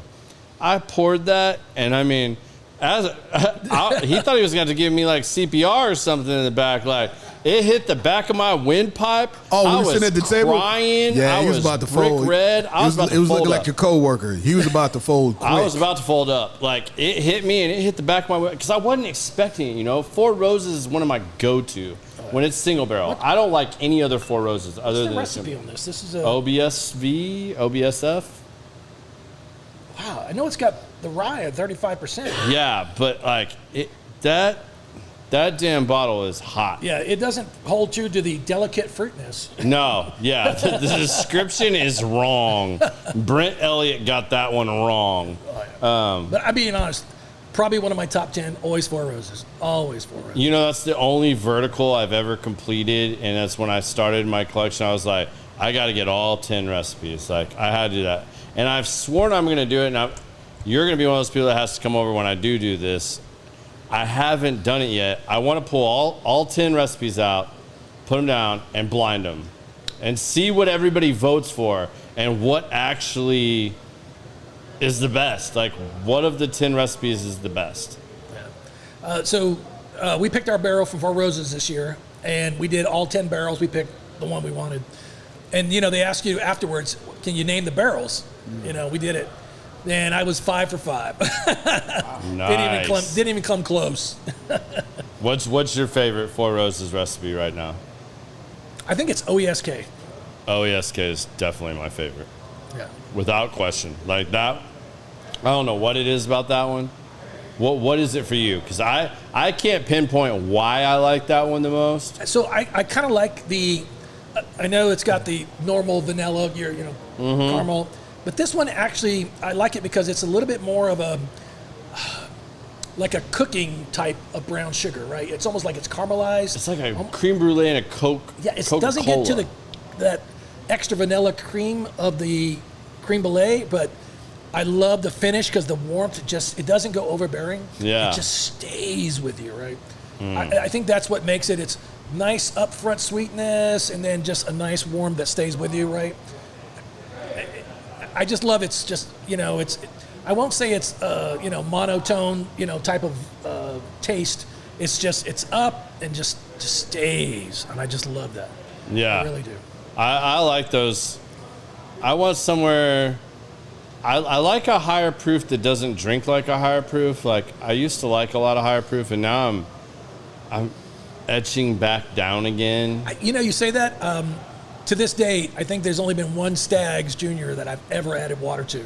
I really love Stag's Junior's 9 intensity, right? It's 9 or 11 for sure. Yeah. Actually, I think the last one I just opened was an 8. Yeah. I've got a 9 or 11. I can't remember which one it was. And I recently had some friends over, and I let them pick. And one is not an experienced bourbon drinker, was just on for ride. And the minute we cracked that, I forgot what the proof was. But it was literally like 147, something up there. It was fire. And I forgot why I hadn't touched that bottle in a long time. And it was heat. I like some heat, but it has to be the right timing. Yeah. Like I love something that says it's 120, 126, but drinks like a 105, 107, something in that range. I find my range on proof is almost like my range in years on most bourbons. Like, I don't think many people make a bourbon much better after 15 years. I think 12's a real good sweet spot. 10's not bad, but I think 8's about where you really want to be. Well, so like 8 to 12, I think is a really good range. So I asked Jimmy Russell, I said, hey, Jimmy, we were in the Rick House together, and I said, hey, what's your favorite sweet spot? And he said, usually it's 9 to 13 years. That's where you're going to find the sweet spot for most bourbons, right? Yeah. And then so I asked him, I said, well, kind of off because you got a decades, and it says it's 10 to 20-year-old bourbons, right? He goes, well, here in Kentucky, if we don't take our shoes off, we never get past 10, right? Everything's a 10, right? And I was like, I mean, he's so quick on the responses, right? I was like, at the time, he was 82 years old when I met him. And just still quick as a whip, that guy is. Yeah. And but when I was there, I think he tasted one bourbon. Out of the 13 barrels we tasted of the Russell's Reserve we were tasting, he only did just one taste, right? he's really not tasting that much.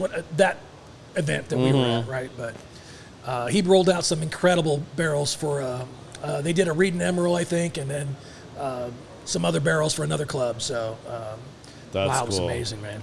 Yeah, I was sad the day I was there. He was not there, and I heard he showed up like 30, 45 minutes after we left. Like, I was disappointed. It's like Old Dusty Turkey's probably my number one. Like, I can't think of anything that tops Dusty Turkey for me. No, Emerald Adair.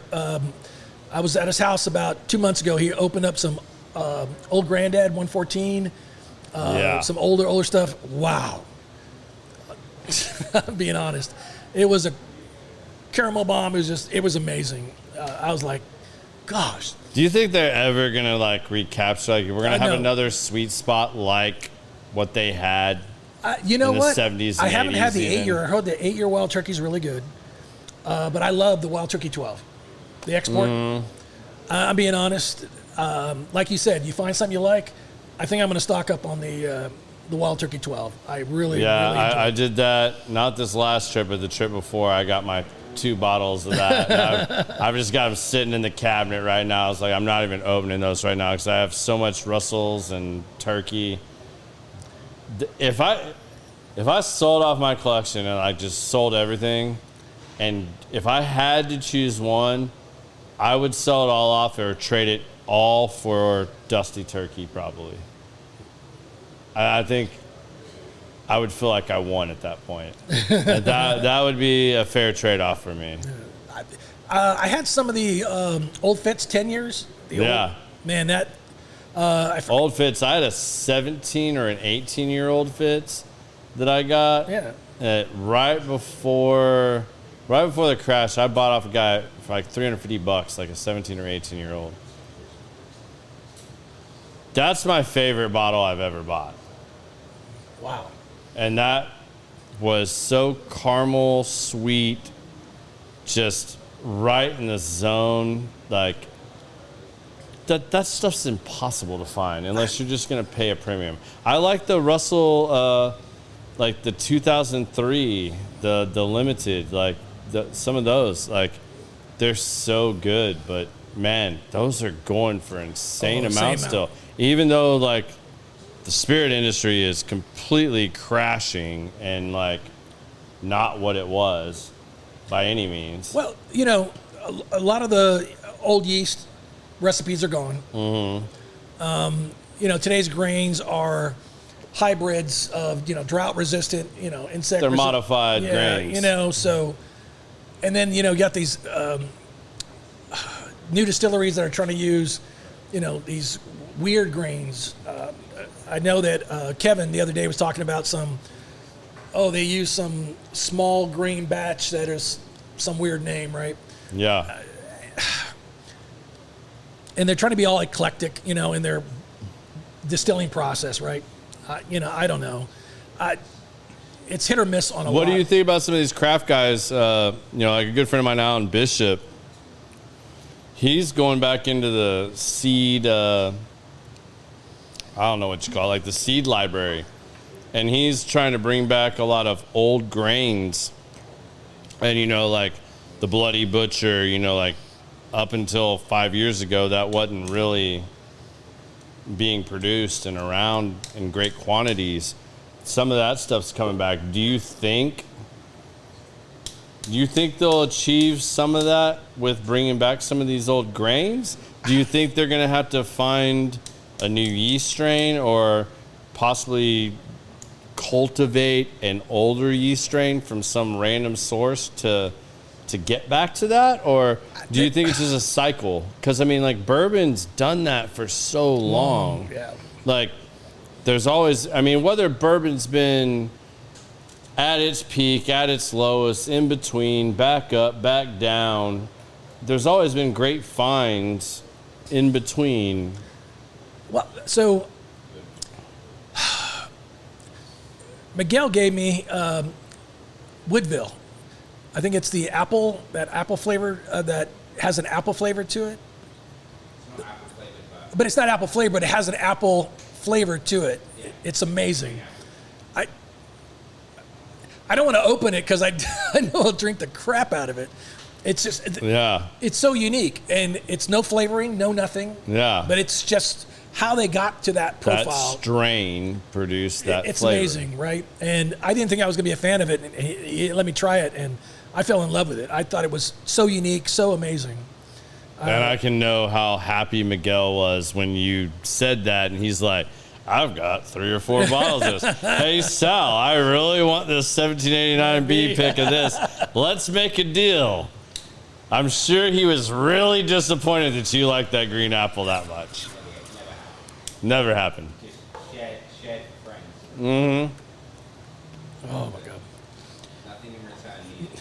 Yeah, absolutely. That's the great thing about this group of friends that we've all formed over this is everybody that we hang out with has this desire to share. And you look forward to seeing like, hey, Sal, I really want, it's almost like, it's more devastating when they're like, that's not my cup of tea, or man, like that way, you didn't get the reaction you were expecting, because like we all hold each other in such high regards, and we're all trying to find that one that we can be like, all right, I just introduced this, like, got to try this or So taste there's this. one bottle I've had for about a year, and I just sip it every once in a while because it's so unique. The Wathan's foolproof, the barrel proof they do. Which one? It's the Wathan's. Okay. It's if you ever worked on a farm and you had to bale hay, you know, it's just like. Baling hay is one of the worst jobs I've Yeah. ever had in my life. And oh my gosh, you know how you get that straw on your debris on your, it's just like that. I mean, it's basically eating a bale of hay. But this one you're drinking, right? But Miguel, when he first tasted it, he's like, and why did you buy this again? Yeah, the Wathan's, that barrel proof. Baling hay, man, you just brought back so many memories. I worked on a farm in Connecticut when I was younger, and like, man, the only one that competes with that is when we had to pick, when it was pepper season. We had to pick all the different peppers, and when you're in these rows picking these peppers, there's so many that are rotted, like on the bottom side of the plant, like on the backside. And man, you throw this, like we would come home and it looked like we had a tie-dye shirt on, because the best thing was to do is like see your buddy and he had his back to you, or he was on another row, and throw one of these rotted peppers at him, and it hits you, and that acid stains your shirt. The smell is like impossible to get off of you. Like it was just like we bought like 12 packs of like Hanes t-shirts, because once you got home, you just threw it away. There was no washing. Your mom was not letting you put that in the washing machine, like at all. But like that and laying irrigation, I would say like laying irrigation on a farm, like that shit sucks. Yeah, that is hard, tedious work. I wouldn't want to do that. Picking tobacco, the little bit of that we did, because the farmer that I worked on, like he didn't have a lot of tobacco. He had a little bit, just made, I think, for his personal use. We didn't have to do a lot of that. I mean, that's dirty, but that's just because the nicotine just sticks to you. And it's so gooey.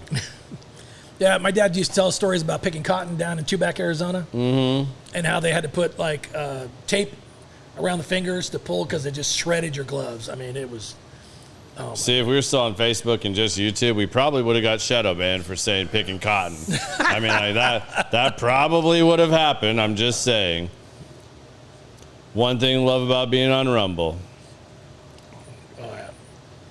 Well, what would you say has been the best advice you've ever been given?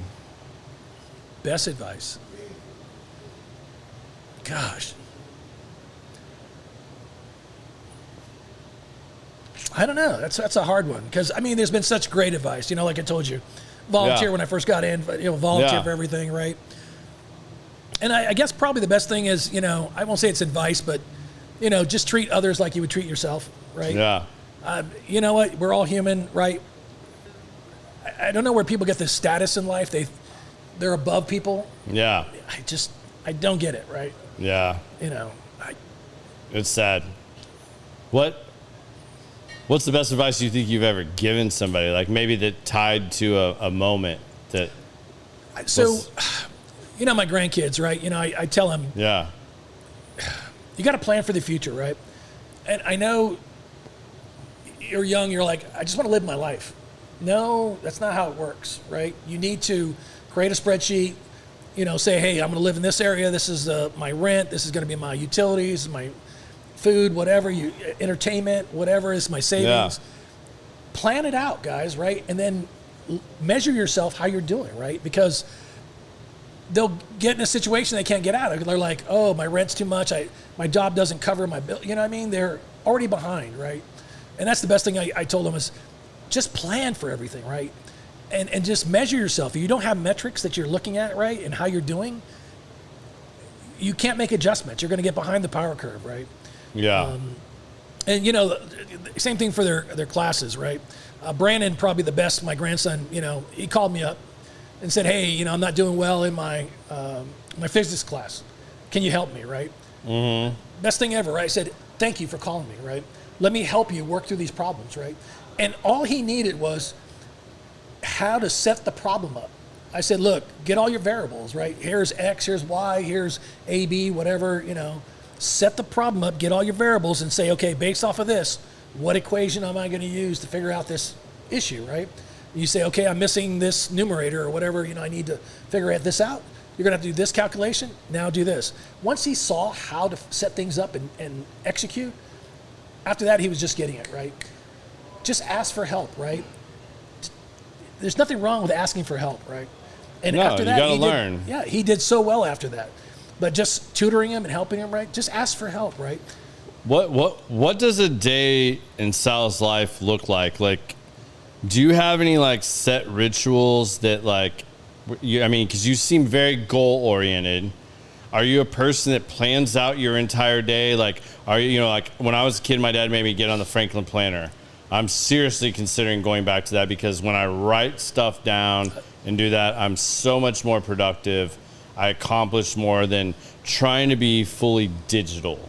Like digital, I think, takes that writing aspect out of it.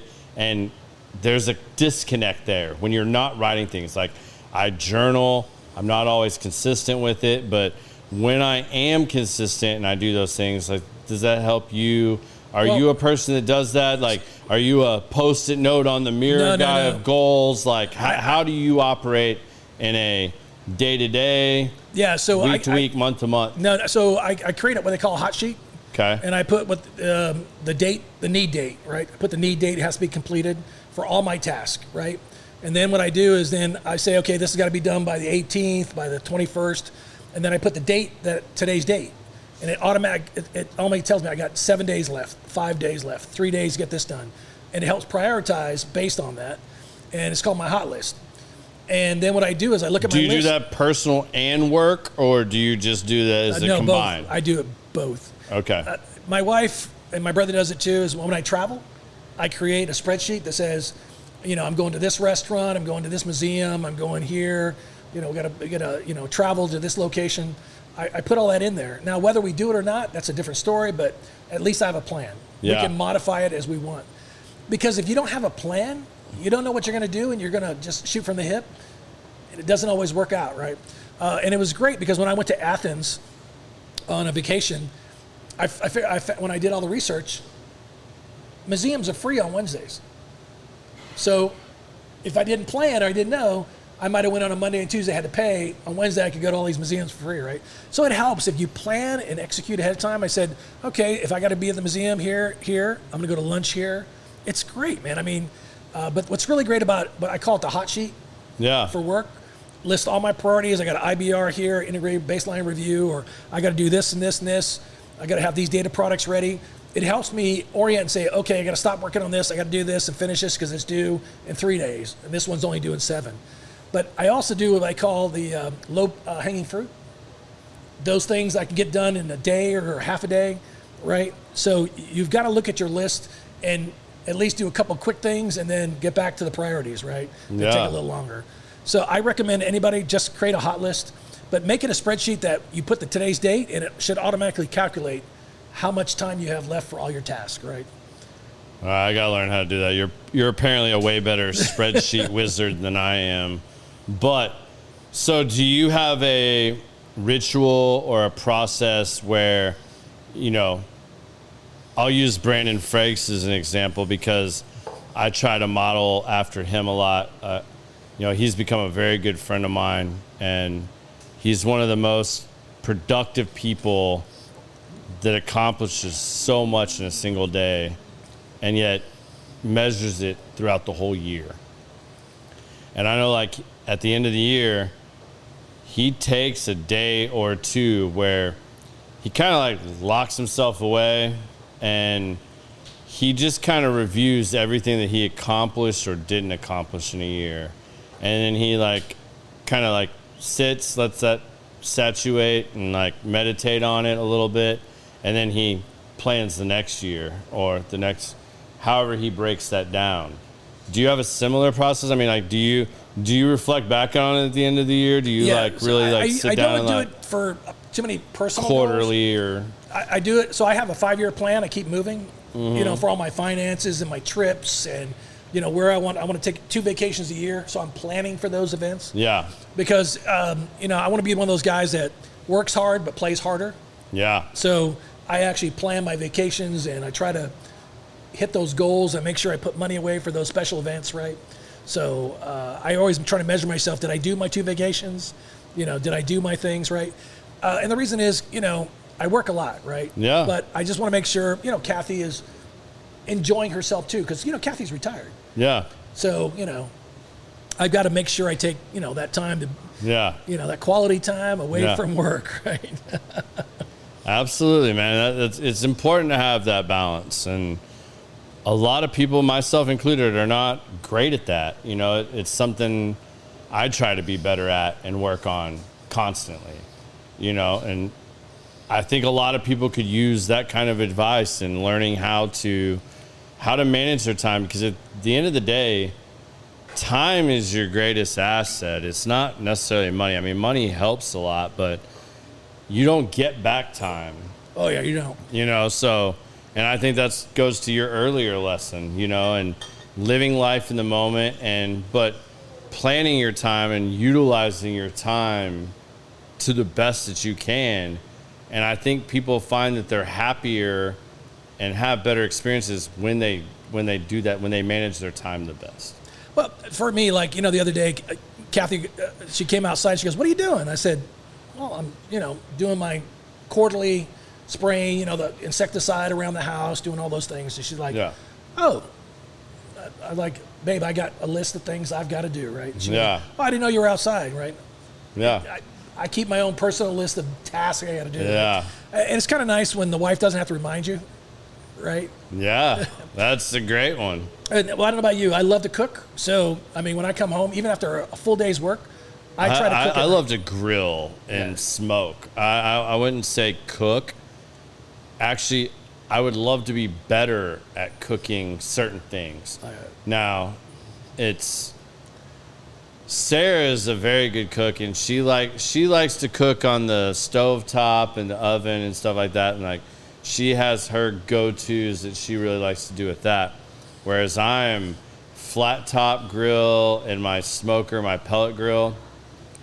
Since he's here, I'll call him out. We're gonna have a competition soon. You're gonna be one of the judges, by the way. Miguel wants to have a rib off, and we're gonna do that soon because I got this rib off down pretty solid. He talks a big game. I mean, he talks as much shit about the cooking side as he does golf. And yeah, I offered him to put money down on golf the other day, and he didn't decline, but he went very quiet. So I didn't want you to be upset about me drinking your Weller 107 after also losing to me in golf with one of the worst rounds you put up. Like, I own Miguel's headspace when it comes to golf. Like, we're playing. He's not wrong. I mean, he's definitely not wrong. We're playing in a scramble together this Saturday, and I'm really looking forward to it because, like, I actually can't talk shit to him during this because, like, he's on my team. But, like, when it's just us out playing, oh, man, like, I own him. I own that mental space right now. So are we He's going to get there, and it's going to be a bittersweet day for him, and I know at some point I'm going to eat some shit for this. But in the interim, it's so much fun. You Now, know, are we busting your talking boy. baby backs or St. Louis style? I'm going baby back. I enter my hat in either one. I would throw my hat in the ring for either one. That's not a proper rib competition, Wait, man. so- Baby Oh, back. hey, man, you do it however you want to do Yeah, it. it's got to be the same rib. It's got to be the same rib. All right, that's fine. We'll go to Costco together. We'll buy the same You want to hold ribs. hands walking in, show our Yeah. joint Costco card? Yeah, Yep. exactly. Hey, real quick, Yeah. what was that one that we had at what do you call its house? That big, thick, big ribs. Oh, those are The those. beef ribs or the... They're either beef ribs or Oh, they they- have those like I think they're like T-Rex ribs or whatever they're Yeah, calling them. we had 'em at, They're massive. They're like Your friend's house. Remember the big gas grill he's got in the back? Remember the fire pit thing? We were all sitting around. He brought Oh, them out. trousers. That's Yeah. they were beef ribs. Yeah, but what were they called? They were huge. Well, There's like the nickname is there's like a Dino Ribs. dinosaur- Yeah, Dino something to ribs. do with Oh, Dino Dino Ribs. dino But yeah, ribs. they're full beef ribs. Yeah, but I mean, but the neckler was. Yeah, you can get them at your favorite spot, local. Oh my gosh. You can get wagyu. They have wagyu beef ribs there.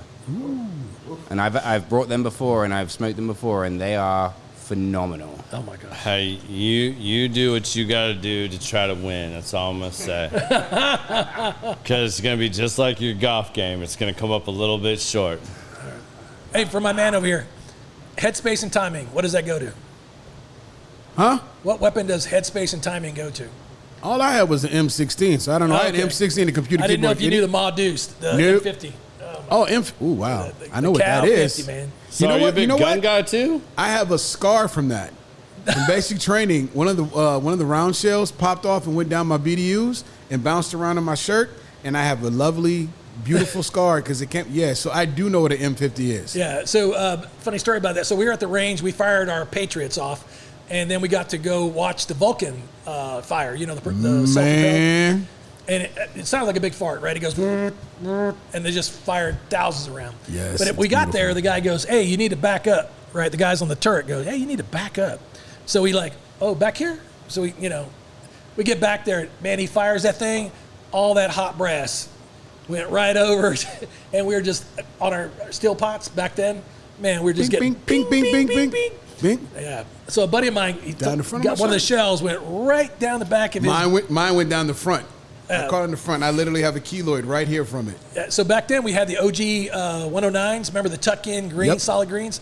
Yeah, right down the back. He couldn't get it out because you're tucked, right? It's not the BDUs where they're open, and that round sat in the back. And cooked them and he has a permanent memory of that. Yeah, but the only thing great was back then you have a T-shirt, so it went behind the T-shirt and the shirt. That's Oh my exactly God. what It happened to still me. burnt through. We smoked him. Oh yeah, I smoked him. Yep. Now So you're are you bringing a back gun fond guy memories. too? Like, you played with missiles and stuff all the time. Like, did it create a love for guns? And You know all what? that I really too? didn't get into guns that much. But probably the most weirdest thing I saw was Stinger, right? It's called Avenger. It's got the stingers on the side. It's got a canopy, and they can fire remote, right? So they can actually fire it remotely from the turret. And as soon as it went off the rail, the motor blew up, not the warhead, but just the motor blew up. So the EOD has to come out, clear the area, and then what they call man pads. Where they fire, the two-man team fire shoulder. You couldn't get me to fire that thing after watching it blow up right there 20 feet away. They're so excited. They're like, let me go fire this thing on my shoulder. I'm like, it just blew up on that Avenger, and you want to fire it on your shoulder? They were so pumped up to fire it. You know if you're ready for weapons in basic training, as you remember, and I was lucky in my round to go through. I got to witness this. So they teach us how to throw a hand grenade. And it's not a full concussion grenade, but you always get the one idiot that literally pulls the pin, forgets to throw it. The drill sergeant standing next to him, he's like, throw it, and he had to grab him. You know there's that retaining wall that you have to throw over. He threw the pin, dropped the grenade. Right at their feet. He grabs them, tosses them over, and boom, like it's more of a bigger M80. It's not a full concussion grenade, but just imagine if you was in a real situation and this dude was standing next to you. This is your battle buddy. That was my biggest problem, and hats off to all you guys that served and got further than I did. I've told this story before. I went to boot camp in the Navy, and I left about a week before I would have graduated. I didn't actually get to leave, but I got discharged honorably, all that.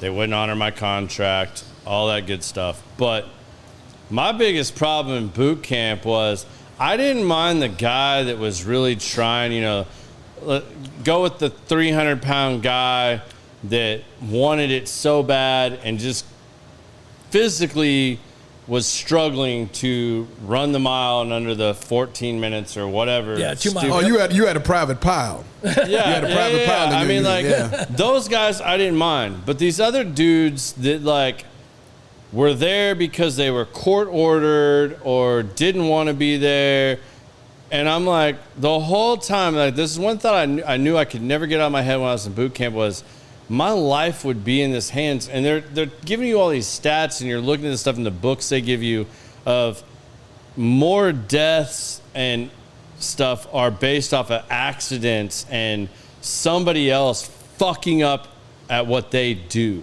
their job, not paying attention, not watching somebody sick, not, whatever it is.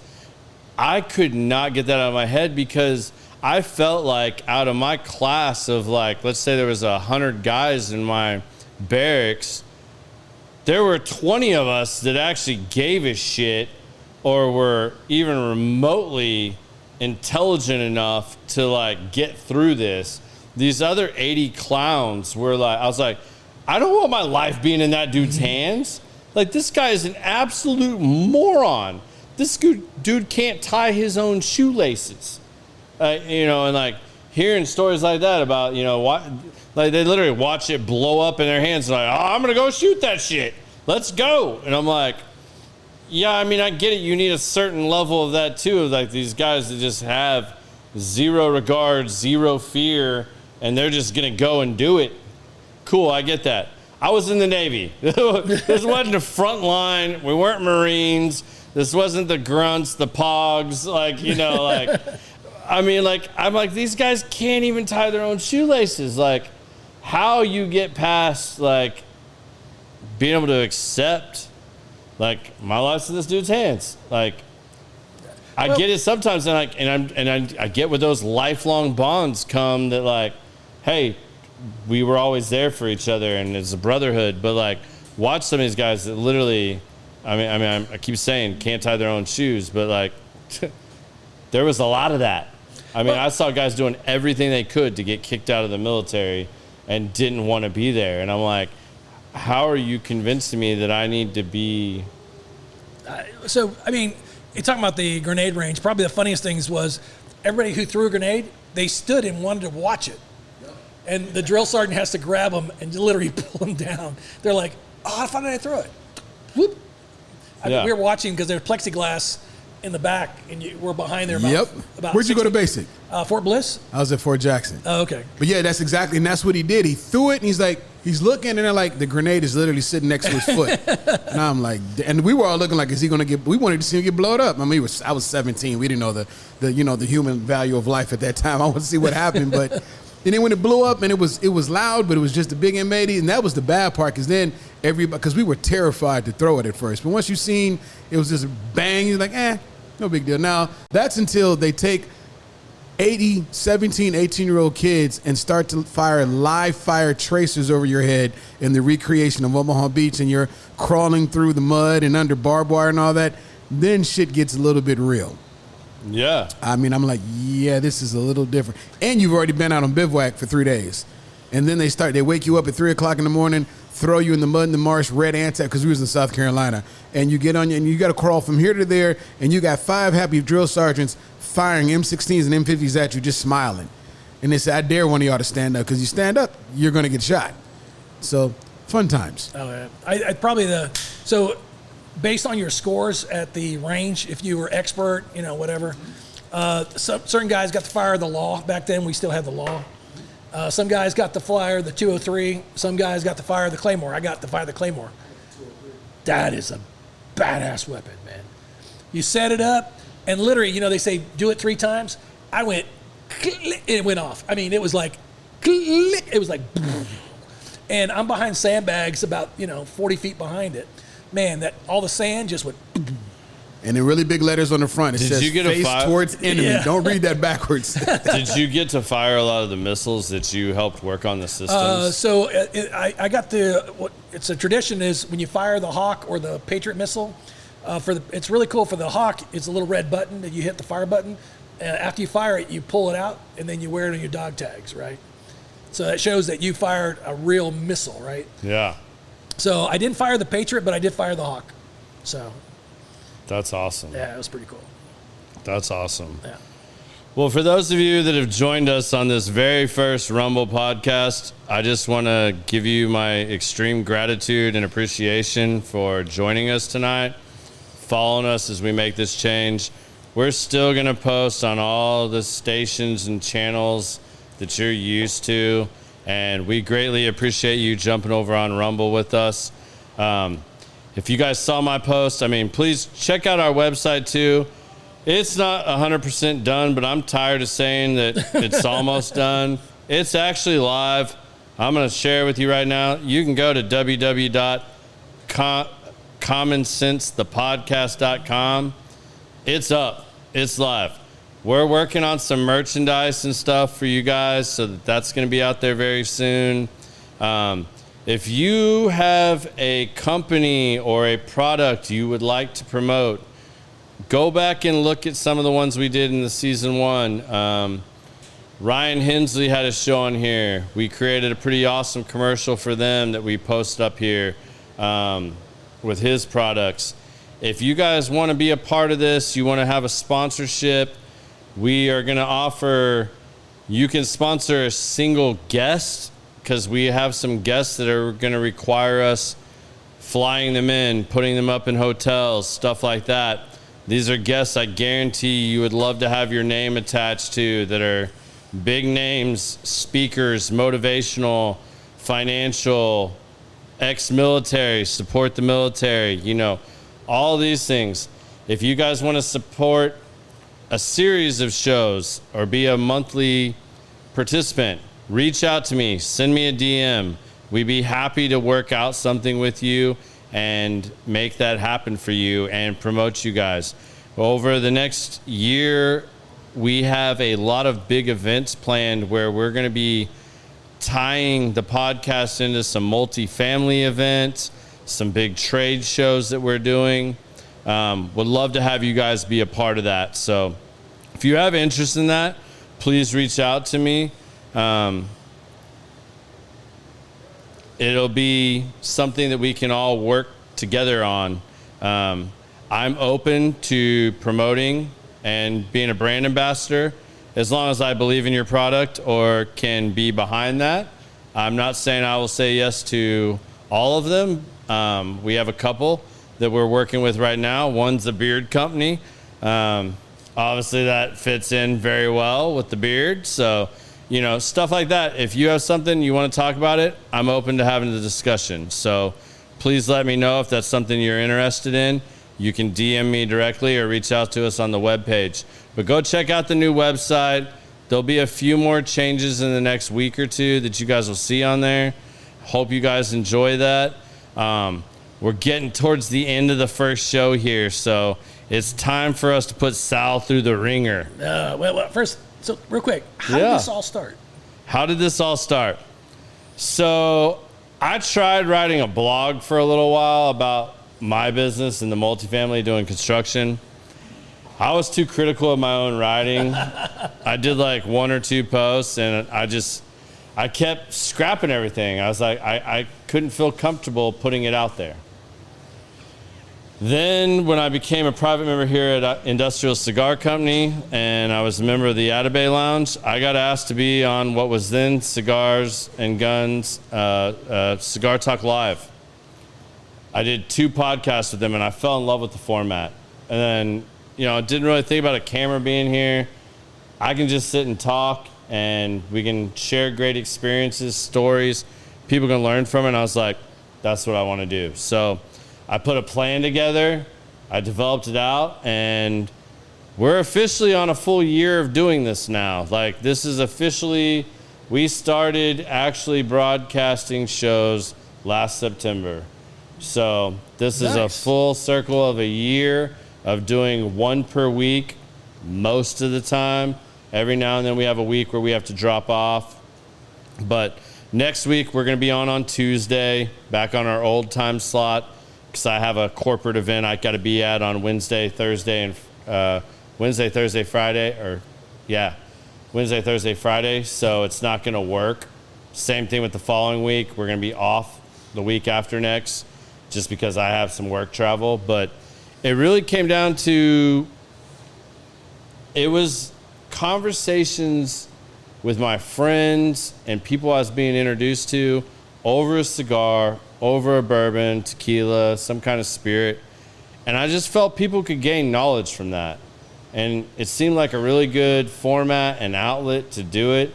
Kind of started as a hobby, and then I just fell in love with it. And I love doing it. It's funny, about 3 weeks ago, I completely shit the bed. I had to go talk in front of colleagues. Like, we had a business exchange, and I had 2 minutes that I could have said whatever I wanted to say. And up on a stage, put me here at the mic, all this, I'm good. I mean, we can sit and talk all night long. I'm totally fine with that. They put me up there on a stage, spotlights, mic. Man, I almost froze up. I tried to make a joke, wasn't going the way I thought it was going to go. I literally probably talked for about, I'm going to say 30 seconds. It might have been less than that. And I was just like, it's funny. You can have a podcast. You can do all this. You can sit down and talk. Put me in front of my actual colleagues and tell me I have to get up here and I have to say something. This is so intimidating, staring at a convention center filled with my colleagues and my clients and stuff. Like, I froze up. I mean, literally, like, I had all this stuff planned. I was awake half the night before. Practicing. Thinking about what I was going to say, how it was going to go. I had nothing. I mean, when it came down to it, I couldn't do it. So it goes to show that, like, you got to keep doing that stuff, though, to get better at it, to get good at it. It's practice. It's repetition. That's so. The first podcast I had, I was nervous as shit. I mean, I had scripted questions. I had done all this research on my guests. Next. I sent them questions. But when you don't let it just happen naturally, it turns into a shit show. So I went into that thing thinking that's what I was going to do. Well, newsflash, for something like that, when it's your peers, that you're naturally going to be more cognizant of how critical you think they are. Reality is, people don't give a shit about you as much as you think they do. Half of those people in that room, if not more, could have given 3 shits what I said and probably weren't even paying attention. They were waiting for lunch to be served. Yeah, they were waiting to start the actual main program. They wanted that shit to be over. But I got so nervous that I literally froze up, spit some shit out, and got off the stage. Like, I don't even know if our ad had finished running or our like little promo thing. Like, literally, I just flew through it and had to get off. But, it's painful for me to go back and watch season 1 and try to take notes and like, what could I do better? I always love the really good feedback and criticism that I do get when people DM me or send me questions or comments. That's great. I've had some great advice. I've had things that I really try to take to heart to make me better. Yeah. Like interviewing and sitting down with people and having these candid conversations. There's an art to it. It takes practice. So I made a goal for next year that like I'm going to try to engage in more speaking opportunities in my industry and do that a little bit more, just because I completely shit the bed on this last one. And for whatever reason, this is easier for me. I think we need a teleprompter over here. Yeah, you know what? I think that would be worse. I still wouldn't want that either. But it's hard, but this has helped me in so many ways of being able to have better conversations, ask better questions. I mean, with my wife, with my friends, in my job, this has helped me. So it started out as something as a hobby, something fun, and now it's growing. So, we're really amping up and boosting up our following and everything else. So I'm excited what year 2 is going to bring. We're just now crossing that path. So Wow. yeah, man, it's been cool. And now I'm to the point too where people are suggesting and referring people too, which is really cool. They're like, hey, I think you'd really like so-and-so. I think you'd really get along with so-and-so. You should have so-and-so on your show. And that's turned into some really cool opportunities and moments of being able to have those conversations. So I feel blessed. You know, it's a lot of work. We're still learning a lot of things. Like I've been going back and really like trying to modify things, learning how SEOs work and stuff like that. You know, even Miguel's giving me a lot of great advice, sitting and talking about certain things with, you know, we have another podcast that we're still really working hard on getting off the ground. It's got a little ways to go, but I'm not going to drop that one till we're like 1,000% ready.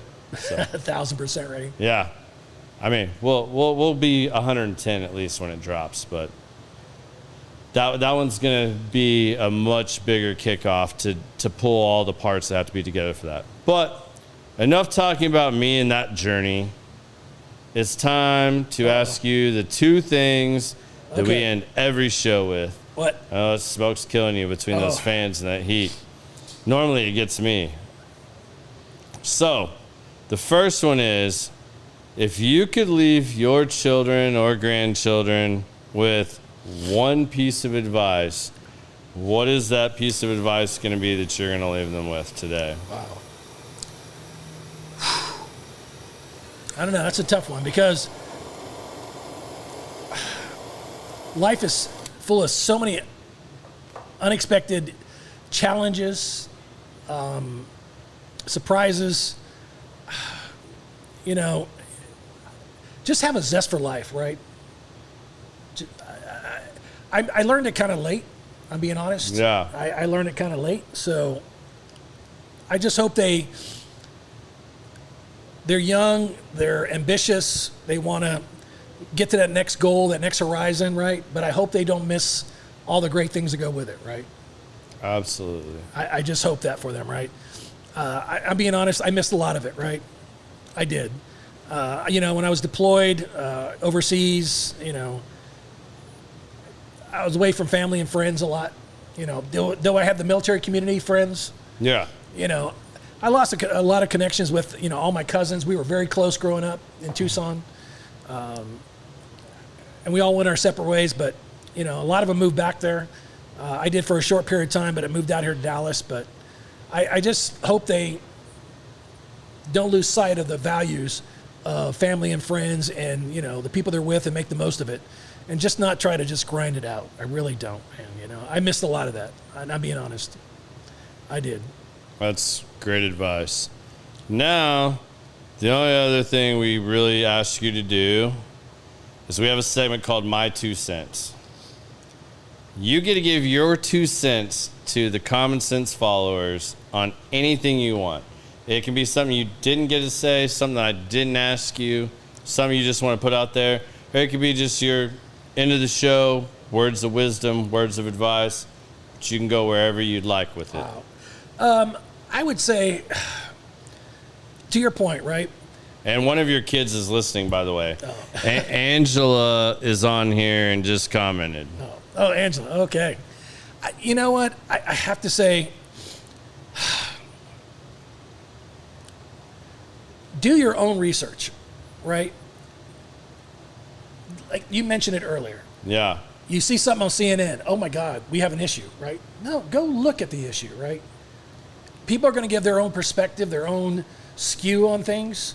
Just do your own research, whether it's finance, life values, you know, issues at hand, politics, whatever. Go look at the real issues at hand, right? Don't just take everything at face value. Do your own research, right? 9 times out of 10, I'm finding out that yes, we have this issue, and yes, we have this, but there's every issue has a side, right? Immigration. Yes, you got people that want to work here, and yes, we have laws about immigration. There's got to be a happy medium, right? Yeah. It's not, you can't come over. There's got to be a way for people to work here, and come over here legally and not be a bunch of red tape, right? I mean, there's got to be. You can't take them 5 years to get what they are legally trying to do. Right. I mean, that's my whole thing, right? Every side has two sides to it, right? So don't take one side, look at the other people's perspective, right?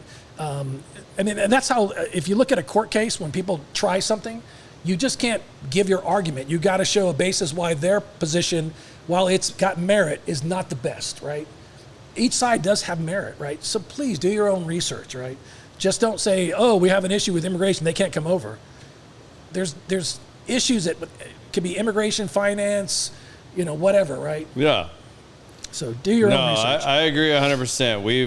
We've lost the ability to analyze information, get as much information as you can, and then interpret that how you interpret it and make your own educated decision. Be educated. You don't have to have a college degree to do that. You don't have to have all these fancy courses and all this stuff like that. Collect as much information. Hear it from more than one source. Go and research it to an adequate level that you can make an informed, educated decision. That is what this younger generation is missing so much. They treat the news like it was when we were kids, where you had to report factually and you had to have stuff to back up what you were reporting. That's not the world we live in. Information travels too fast. It gets thrown out and regurgitated, and depending on what your source is, you got to sift through that now. Or you got to have your AI bot do it for you. You've got to sift through it. You got to try to find more than one outlet. You have to do work. You can't just let it come to you. You got to go and do that work, put it all together, pros and cons, left side, right side, positive, negative, then make your own educated decision. And I agree with you 1,000%. The world would be in a much better place. Some guy says, in the news, hey, we got this issue, do this and this and this, and you should be angry about this. No, go look at the facts and make your own conjugative decision, right? Yeah. That's my only issue. I could just tell everybody, just please do some research. Just because somebody's venting an issue doesn't mean it's your issue, right? Yeah. Absolutely. Well, Sal, I want to thank you for coming on the show finally, man. It's been great having you on here. This has been phenomenal. Yeah. Great time. We'll have to have you back again soon. Everybody, thank you for joining us again. Next week, we're going to be back at our old time, Tuesdays, 6 to 8. We'll be back with another killer show for you guys. And then we will see you next week. Thank you for joining us. Thanks. Peace.